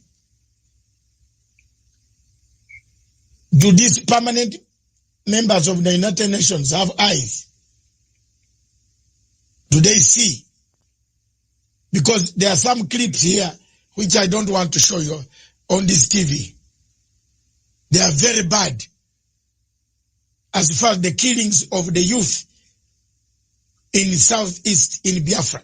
The killings, the slaughter, the torture by the army, by Nigerian army. How they tie youths on their Land Rovers and roll them around the villages. I get these pictures every day from Onitsha. These are not photoshopped. These are real things happening in Nigeria. So someone has asked, does the United Nations Permanent 5 have eyes or not? What would you say to them now, today? As we find... I believe that. Yeah. Go on. They have eyes, but for some reason they have decided not to see the evil happening to Biafra. And this is what I want Africans to actually digest. Africans must ask themselves this question. Why is there this global conspiracy against Biafra? I have an answer to that. It is because Biafra portends goodwill for the whole of Africa. And they understand this very clearly. We cannot be blaming the Permanent 5 of the UN because we are the ones that created the enabling environment for them to come in, to exploit and to do whatever thing that they want to do. I was having a very serious discussion with somebody and I said to them, do you think that the world prefers this very exploitative relationship that they have with the very corrupt, subsequent corrupt regimes that you have in Nigeria? The person said yes, and I said no. The answer is no. USA is more concerned about trade with Japan and EU more than they will with Nigeria. Because in all these economies, people want where they can ship their goods and services to be purchased. They needed to have the spending power. That was the reason behind the USA helping Germany to stand up.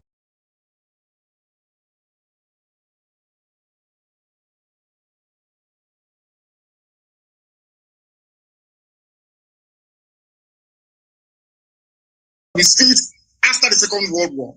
The reconstruction of Europe by the US government was driven by economic self-preservation. People would want an Africa that is viable, an Africa that will be like the Southeast Asia, where high goods and services can be traded with ease. Not this very almost primitive, exploitative relationship that they have in places like Nigeria. I don't blame China. I don't even blame Britain. I don't blame Halliburton, USA. I don't blame Ajib of Italy. I don't blame Shell of Netherlands. I don't blame any of these people. We are the ones that allowed them to come to exploit us. So we cannot blame them. See, in life, when you allow yourself to become a victim and you keep playing the victim card all the time, you go into, your mindset will go into a very vicious cycle of this victimhood and you can never come out of it.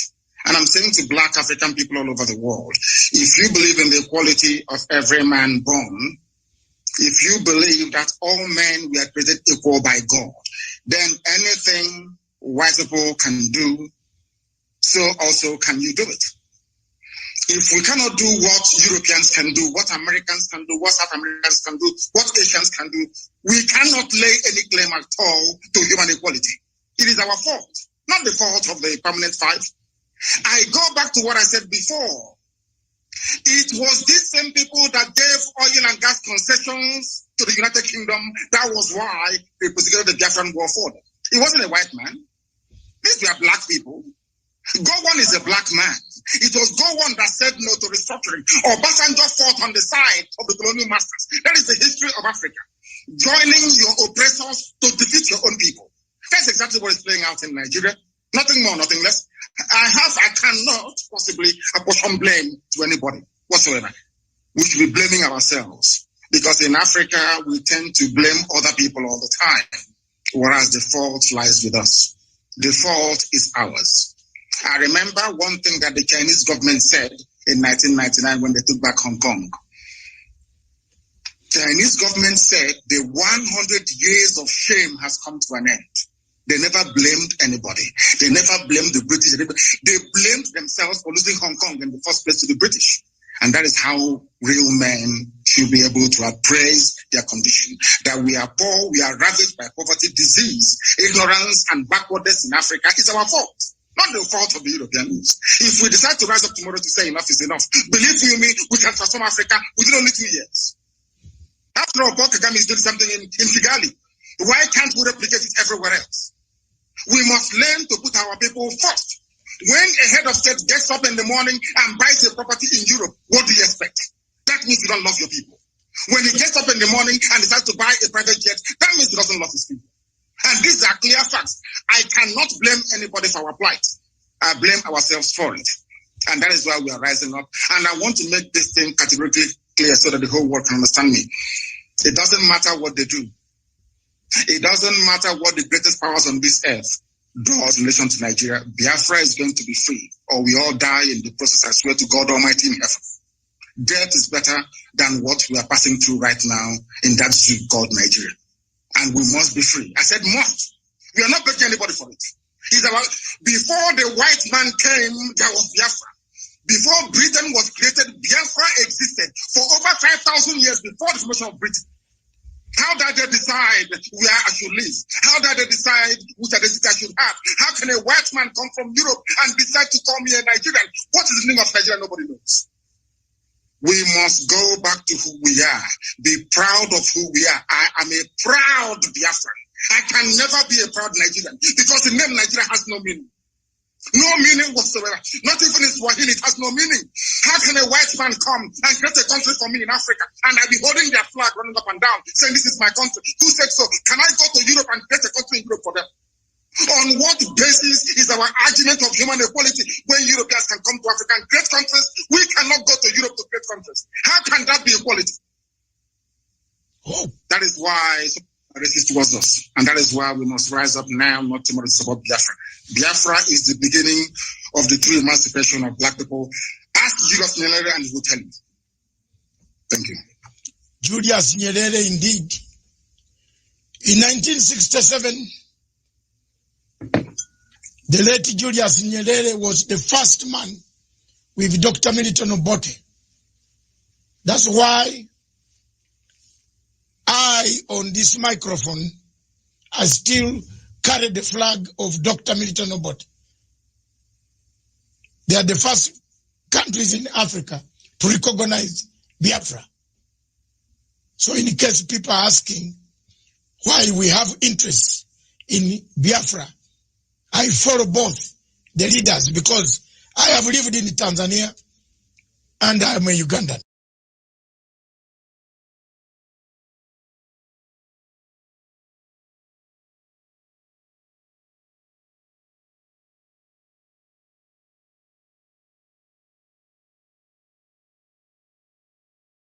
Bring them in your own address, which you will be given a chance to do so in 15 minutes also. There are so many ways, constitutional ways,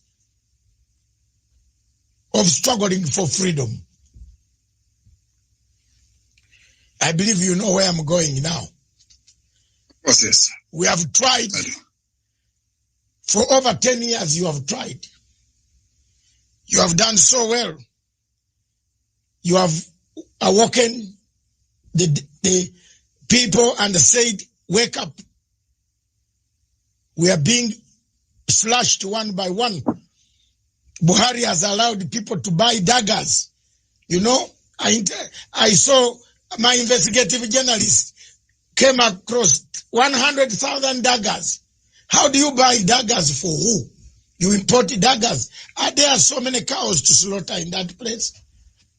I looked at it and said, these are daggers to come and kill other people.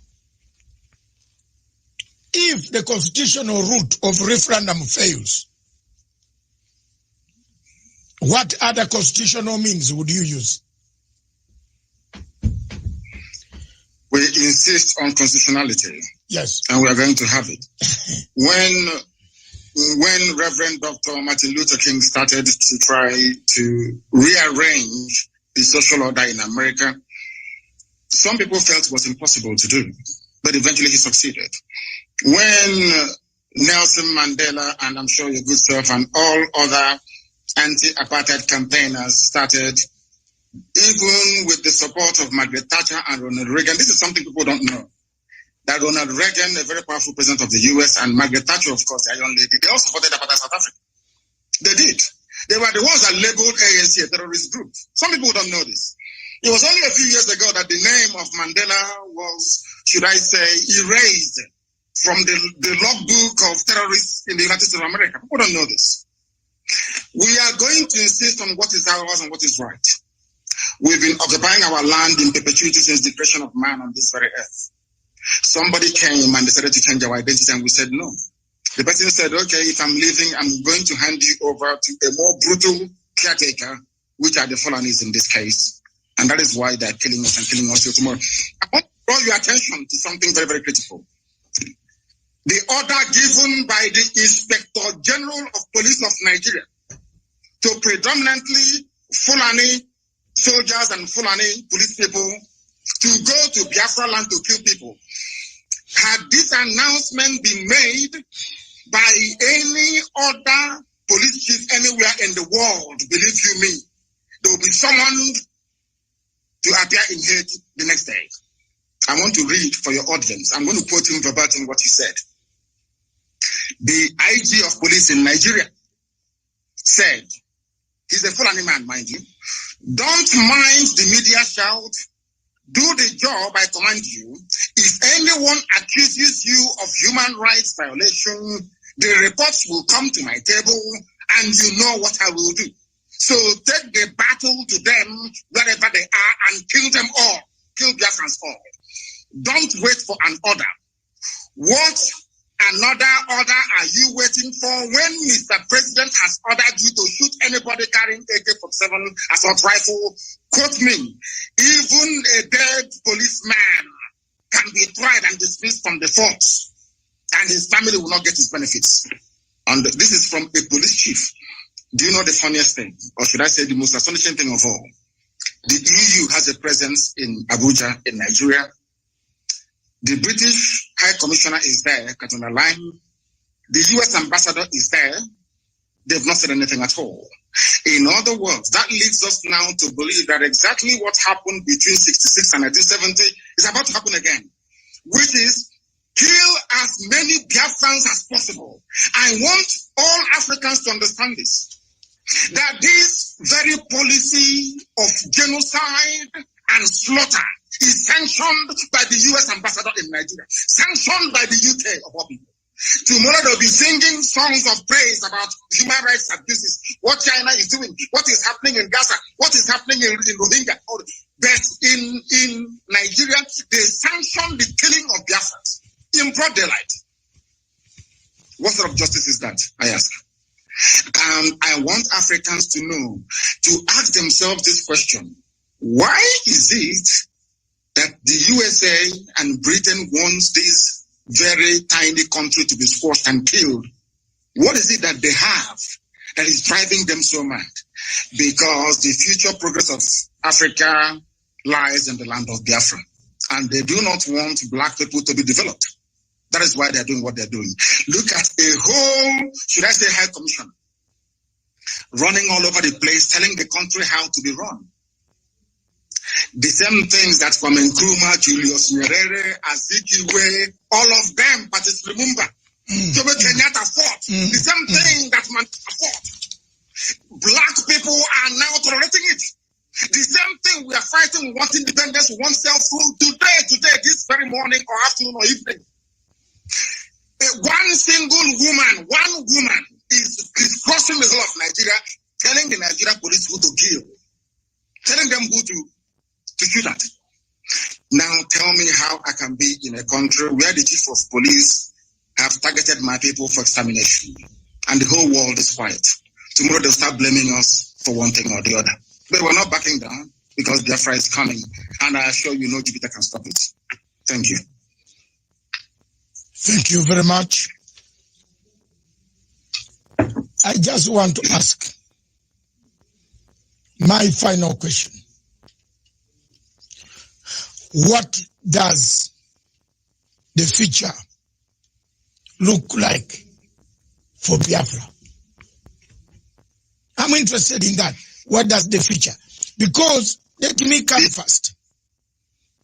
I've struggled for Sudan. My television and my TV struggled for Gambia. You remember you were listening to me when Yaya Jammeh switched off all television stations in Gambia. I took my satellite quietly in Gambia. And Yaya, with all the army, could not know that I was broadcasting from his own place. I took my satellite phone and we did help to liberate Gambia. I'm proud that South Sudan today, I played a part to call Dr. Riek Machar. You know, at the time, the people, Your Excellency Nnamdi Kanu, think that when you interview a man who has a different opinion from the government, you are giving them platform. Yes.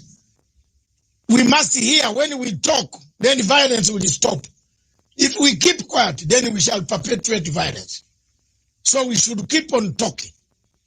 And I picked up a phone called Riek Machar in South Africa, where he had been put under house arrest. I shouted on this television to IGAD and the AU. I made noise to the British and the Commonwealth office. I said, how do you lock a person who should be negotiating peace in South Sudan? It took about 2 months, 3 months. Riek was set free, was told you can now start the negotiations. Everything I've touched on African continent in my 65 years, I've resolved. I resolved a big, huge conflict in Uganda. I think you already know. Between the Lord Resistance Army and the President Museveni. People feared to go to the bush to look for this man, younger man called Konyi. Very young, still 40-something. I went. I said, you are killing people. People want you to talk. And we have come here. If you want to kill us, you can also kill us. I'm a determined man. I want you to paint for us a picture of a Biafra that does not look Savimbi way. You know where I'm coming from. You have read the Savimbi history. We give him everything, then he turns up, he misuses, he lets us down. Sudan, South Sudan, look, we give them time. Riek comes back, they fight again over power. I have been there for Cameroon. The Amazonian people, I'm bringing them again. Now they have several factions. You don't know whom to call. One calls you, don't call that one, don't call this one. That, you see, these are things that worry me in Africa. Paint for me the picture of a Biafra you want. Yeah. Whether today, tomorrow, whether you are there or not there, whether I'm there or not there, we want to see the picture of a Biafra. I love the people of Biafra myself. I love them with the bottom of my heart. From the bottom of my heart, I love them. I don't care about Buhari, what he can say. Whether we meet at the AU, I will point fingers at him. I will. It is coronavirus that has made us not meet now. But if AU was meeting in Nigeria, I would wrestle him. I don't care. Because this is something that is paining the people of Africa. And you can't wear long kanzu, this long clothes, and come there to impress us with your perfume when people are dying. Therefore, I want you to paint for me a picture of a Biafra. What type of Biafra do you want?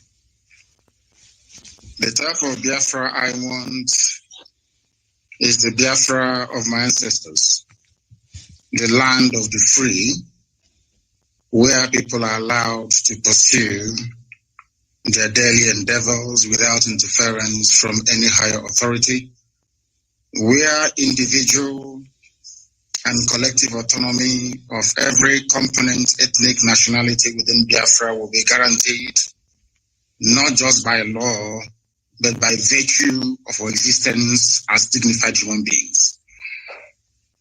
A Biafra that will be demilitarized, a Biafra that will be forward-looking, innovative, creative, run on clean, green energy, not reliant on gas or petrol. A Biafra where the police will not bear any arms. A Biafra where people can live and die and you will not see an armed soldier anywhere around you. A genuine republic, a land belonging to the people. We are going to cement this in the way we structure our society. A Biafra that will attract inward investment. A Biafra that will consider every necessity of life as being a human right. Not just in words, but in deed. A Biafra where there will be no strife, no rancor. A Biafra where all men and women will be equal, regardless of their religion, their sex, their creed, their orientation. A Biafra that will maintain open borders to every black soul on the face of this very earth. I do admit that geographically, in terms of landmass, we may not be that huge. The Biafra will operate, or should I say, run an open door policy. Every black person on the face of this earth will be an honorary citizen of Biafra, as long as you're not tainted by terrorism. That is the type of Biafra we want to run. A Biafra where Europeans will sit back and say, we never knew that such innovation and creativity will be possible. A Biafra that, should I say, the likes of Rwanda is a forerunner too, because today they are doing very well as well. That is the type of nation we are going to build. A truly democratic nation, not through the force of arms, but through dialogue and negotiations at all times. Nobody is going to lord it over anybody else. My ancestors never did. That is why we remain the only people not to conquer any other piece of territory, and nobody conquered us until the white man came and our temple fell in 1904. That is the land we're going to go back to. A Biafra of very many nations. A Biafra of autonomous nations within, governing themselves according to their own rules, where nobody will sit at the helm of power and dictate for others what to do. And we are going to accomplish it by the grace of God Almighty in heaven. Now, I know that constant references are being made to Southern Sudan. But I want to let people understand that even after the USA became free from British colonial rule, they also went through a very bitter civil war. And that did not stop them today from becoming preeminent in every sphere of human endeavor. Militarily, economically, socially, in every way. So I do believe very strongly that Southern Sudan will rise up to be strong once again. All these are teething problems. You also mentioned the issue of factionalism. It is when people put the interest of themselves and their controllers well and above that of those that they are serving. That is why I said, and I have said this repeatedly, I will never ever lead Biafra politically. Once Biafra is restored, my job is done. I want to be able to prove to our people what sacrifice means, so that those who will come after us will know how to treat our people with respect and with dignity. The thing about Africa is somebody gets into power and they want to stay there forever and ever, see if there is something in it. The little work that I'm doing for Biafran people is very tiring, very, very stressful. Sometimes I don't even know how these presidents manage to sleep. Maybe they don't love their people that much. If you love your people, you cannot sleep at night. Any president in Africa who is not suffering from high blood pressure, you are not sick. That means you're doing something wrong. You're not doing what you're supposed to do. If you're concerned about your people, then I expect you to be very ill at all times. So that is the type of Biafra that we need. That's the type of Biafra we're going to have. A type of Biafra where the wealth, well-being of Sub Saharan Africa flows from. And I can assure you we are going to deliver it. We will deliver it. The Pan-Africanism that we talk about is going to start from Biafra because, mind you, I did not say that we're just going to have Biafra and then we shut up all the borders. No. What we want to do is to return to our organic political, cultural arrangement.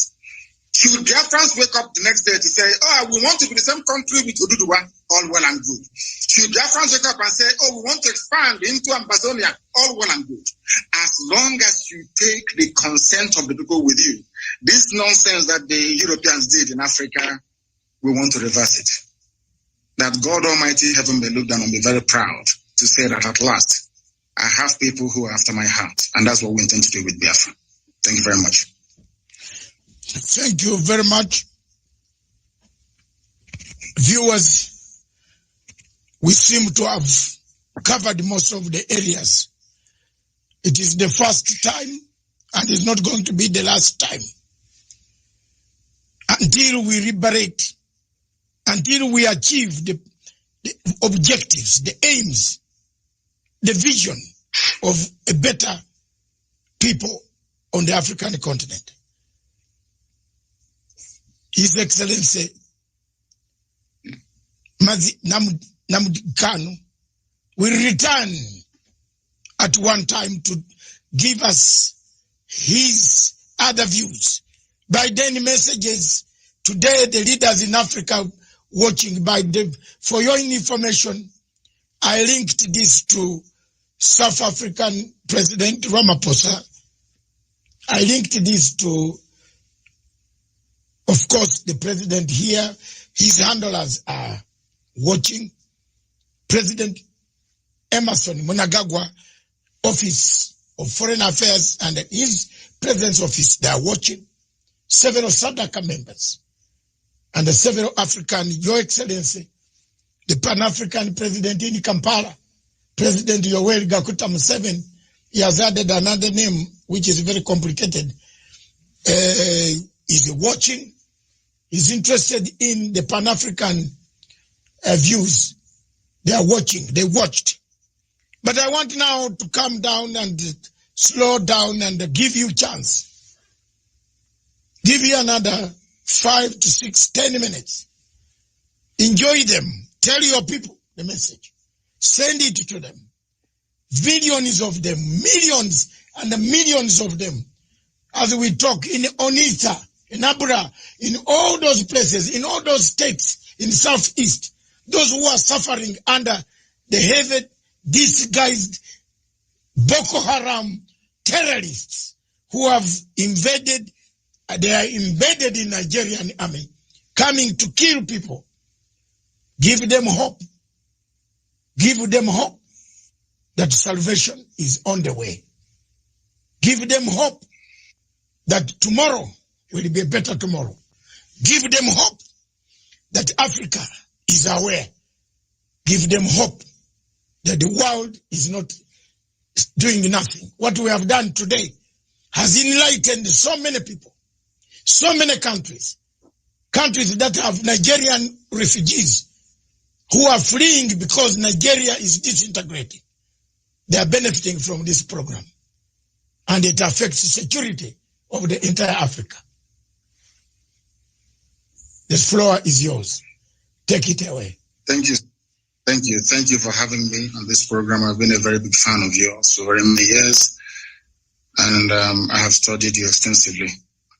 Once again, accept my most humblest respect to you and to the entire crew that put this thing together today. I want our people to understand one very thing. At the end of this very race, Biafra is going to emerge. It doesn't matter what anybody does. And to our African friends and brethren, I want them to also understand this. We talk about Pan-Africanism. Pan-Africanism cannot take off without Biafra, because we do need a genuinely free country in Africa to be able to drive that very critical and important initiative. We are seeking to build a country that God Almighty in heaven will be very proud of. And though the Janjaweed, the Fulani Caliphate, have sent their armies of conquest into our land, that this very day, we don't even know if those who are killing us are doing so on behalf of the Nigerian state or they're doing it on behalf of the Islamic Caliphate. Because as we well know, ISIS is now in Niger State. Very soon they'll be in Kogi, and then from Kogi they'll come into Anambra, and the real war will begin. Remember, very many years ago, I told you one very critical point for you to bear in mind at all times. So basically to guide you in all your deliberations and your thinking about Biafra. They are going to kill us. That is true. But that is not going to stop Biafra from coming. We are going to do all we can to defend our land and to defend our people. The whole world may appear to be against us, but we have done nothing wrong. That is the most frightening thing about this whole thing. If you ask the world, what did Biafra do wrong to you? Nobody can tell. Nobody can actually explain to you properly. Because they want a world where very illiterate, nomadic set of people will be in charge of governance, where you have refineries and they're no longer working, where you produce oil and gas, but still import kerosene and fuel for your cars, where they want to impoverish the people. For those who may not be acquainted, or should I say familiar with the book that one of our very good friends wrote in years gone by, Walter Rodney. He was at Dar es Salaam University where he was assassinated by the CIA very many years ago. Walter Rodney wrote a very compelling book called How Europe Underdeveloped Africa. What we are witnessing today is precisely what he was trying to explain to us. If you allow yourselves to be taken over by greed, by self-preservation and the trappings that you find in North America and in Europe and in Far East Asia, you will never ever develop your land. We are fighting for Biafra that we may restore our lost dignity. We are fighting for Biafra that black people all over the world may be set free at last. We are fighting for Biafra not that we may have or commence the building of a large empire, not at all. We are asking for a Biafra where we can live and die with a semblance of dignity. Because right now people are dying, but there isn't any dignity. We must stand very tall and very strong, resist our enemies. That thing that we are thinking now that is impossible to accomplish, very soon you will say it. We must remain resilient. We must remain devoted. We must remain unflappable. We are not going to retreat, not one iota. If at the end of this race there is only one Biafran man and one Biafran woman left, may they continue to expand. They killed us, 5 million of us, after the war. After the war in 1970, we had lost 5 million people. But there we are still the largest ethnic bloc anywhere in the entire Nigeria. Because God is faithful. And at this very critical time, this very Elohim that we worship is not going to abandon us. I'm not saying we're going to fold our hands in prayer and fasting alone. No, we are going to do what we have to do to ensure the survival of our race. An attempt has been made in the past to exterminate us. The British supported the killing and the mass slaughter of Biafrans because of crude oil and gas. That Ojukwu told Harold Wilson, we cannot give to you. This resource belongs to the people, and that was the end of it. And he said, because of that, we're going to kill you. And sadly, Britain is still doing something till this very day. A supposedly civilized and advanced country, aiding and abating the slaughter of an indigenous population because of oil and gas. Therefore, I'm asking all of you to remain very resolute, to remain very strong. Do not allow yourself to become distracted. We have almost won. As Dr. Basanga said here a short while ago, we have awoken the consciousness of not just ethnic nationalities within Nigeria, but the entire African continent as a whole. We have won the debate. Now is the time for us to restore Biafra. And once that is done, believe you me, everybody will come to Biafra land to pay homage. Or should I say pilgrimage in this case. So we are winning. Many are dying, I know that to be true. A few days ago, we lost the mother of our very, very formidable barrister, Okorafo. But that's not going to stop us, because I know that they will kill us, we'll kill them in the end. Biafra will come. And Biafra is very, very close. I want our people to develop the mindset of the Afghans. Never say die. There were a group of people called the Mau Mau in Kenya. There were a group of people called the Kumeko in our land. These are the two people that forced the British to a standstill. Go and ask anywhere. And the remnants, of course, of Benin Kingdom, we must acknowledge them because they also fought very gallantly as well. We did not fight because we didn't like the Bible that the white man brought to us or the whiskey that accompanied it. We fought because we are free people. The time has come for us to restore the kingdom of heaven upon the face of this earth. The time has come for Biafra to be reestablished. The time has come for Black Africa to be free. The time has come for every Black person, regardless of where you are in the world, to stand tall and to say, I am an African. Remain very strong, remain very resolute, and may Chukwuka be with you all. Thank you. Thank you very much. Thank you, sir. Thank you very much. Before you go, I would like to show you the newspapers in Kenya, in Nairobi. You are very far. You must be missing some of these papers. The Standard. Can we, production team? I'm on the ground now. The Standard newspaper in Kenya. The headline here is not on the Biafra, where we still have. The only problem in Kenya, we don't have a crisis of dividing a nation. We have the Standard newspaper said, who failed Uhuru? The blame game. That's the headline. But one key thing that stands out in the newspapers, why we are struggling to put Africa in order, is His Excellency President Uhuru Muigai Kenyatta last night opened one of the biggest ports in Africa. You talked of Nigeria having oil, but it doesn't have even petrol at the petrol station. Jesus Christ.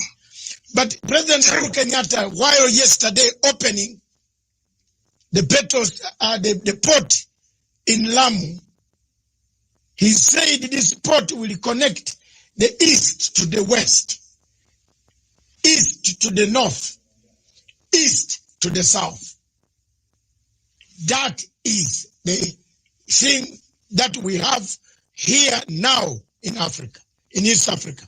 We want to thank President Uhuru Kenyatta again for putting infrastructure for people to get in a car and take 10 days and arrive in Anambra. Is it Anambra? Yes. That's right. Yes, that's right. That's yes. what we want. I have been sent so many messages from Dubai. People saying in Anambra, they are married there. Kenyans, Nigerians have married a lot of our people from East Africa. And I hope one day for us, my children, also one of them, my daughters, is married to an Igbo person from Onitsha. Wonderful. We know how to take care of our wives. We are united. Another newspaper says good things about Africa. The Lamu port roars to life with the president is good. You can see it. Yes. That's it. And another good thing in Africa, I'm looking for Africa stories. For your information, I am a Liverpool supporter for 43 years. Like myself. Or I don't know. My God. Thank you very much. It looks like we are all Liverpool here, but the others don't get worried. We are now struggling to liberate Africa. Don't forget your local team in Biafra, and don't forget Rangers Football Club is my first love. And Liverpool is the third chick. My first team in Uganda is Villa Football Club. Villa, then my team in Kenya is AFC Leopards. Then my team in the world is Barcelona. Wonderful. I die with the people of Cantona. I like Cantona. And you can now guess why I like Biafra. Yes, of course. So thank you very much. Thank you very much. Thank you very much, Honorable His Excellency Nnamdi Kanu, the leader of indigenous people of Biafra. I want to take this opportunity to thank you and to tell you that my television station is linked, will be linked directly to every system of the Biafran people. Everywhere. Thank you very much. We shall, let's today make a formidable move. I am not here for money. I never asked for a penny from any Nigerian in order to broadcast. I started broadcasting with passion. I have already told you one of my daughters is married to a man from Onitsha. And this man comes to my house, tells me the story. You know, in London, he tells me the story. I have been a supporter of the people. That Obasanjo there, you see walking free. It was me demonstrating at the Nigerian embassy for Abacha to release him with Chief Abiola. Yes. I wanted them released together with Osuji, who is the president of ICC. We used to come there every Friday for Obasanjo to have freedom. But when Obasanjo came out, he looks for money. Anywhere you find Obasanjo, you know he's looking for money. I'm sorry to tell Nigerians, may God bless me for being truthful and honest. There's no conflict. There's no conflict Obasanjo has ever solved in Africa. Even when we went for Zimbabwe Troika in Melbourne House, Obasanjo sided with Australia to expel Zimbabwe from the Commonwealth. That's the man you have. But thank you very much, God. Jesus Christ, hold us. Don't tire. Keep on the struggle. Keep fighting. I will. Keep democratically sending the message. You need a referendum. Peaceful ways. Don't give up. May God hold your hand. Thank you very much. Thank you. Thank you, sir. Thank you for having me. Thank you very much. Yes. Viewers, this station, therefore, is for Africa, by Africa, with Africa. Long live Africa. Charles.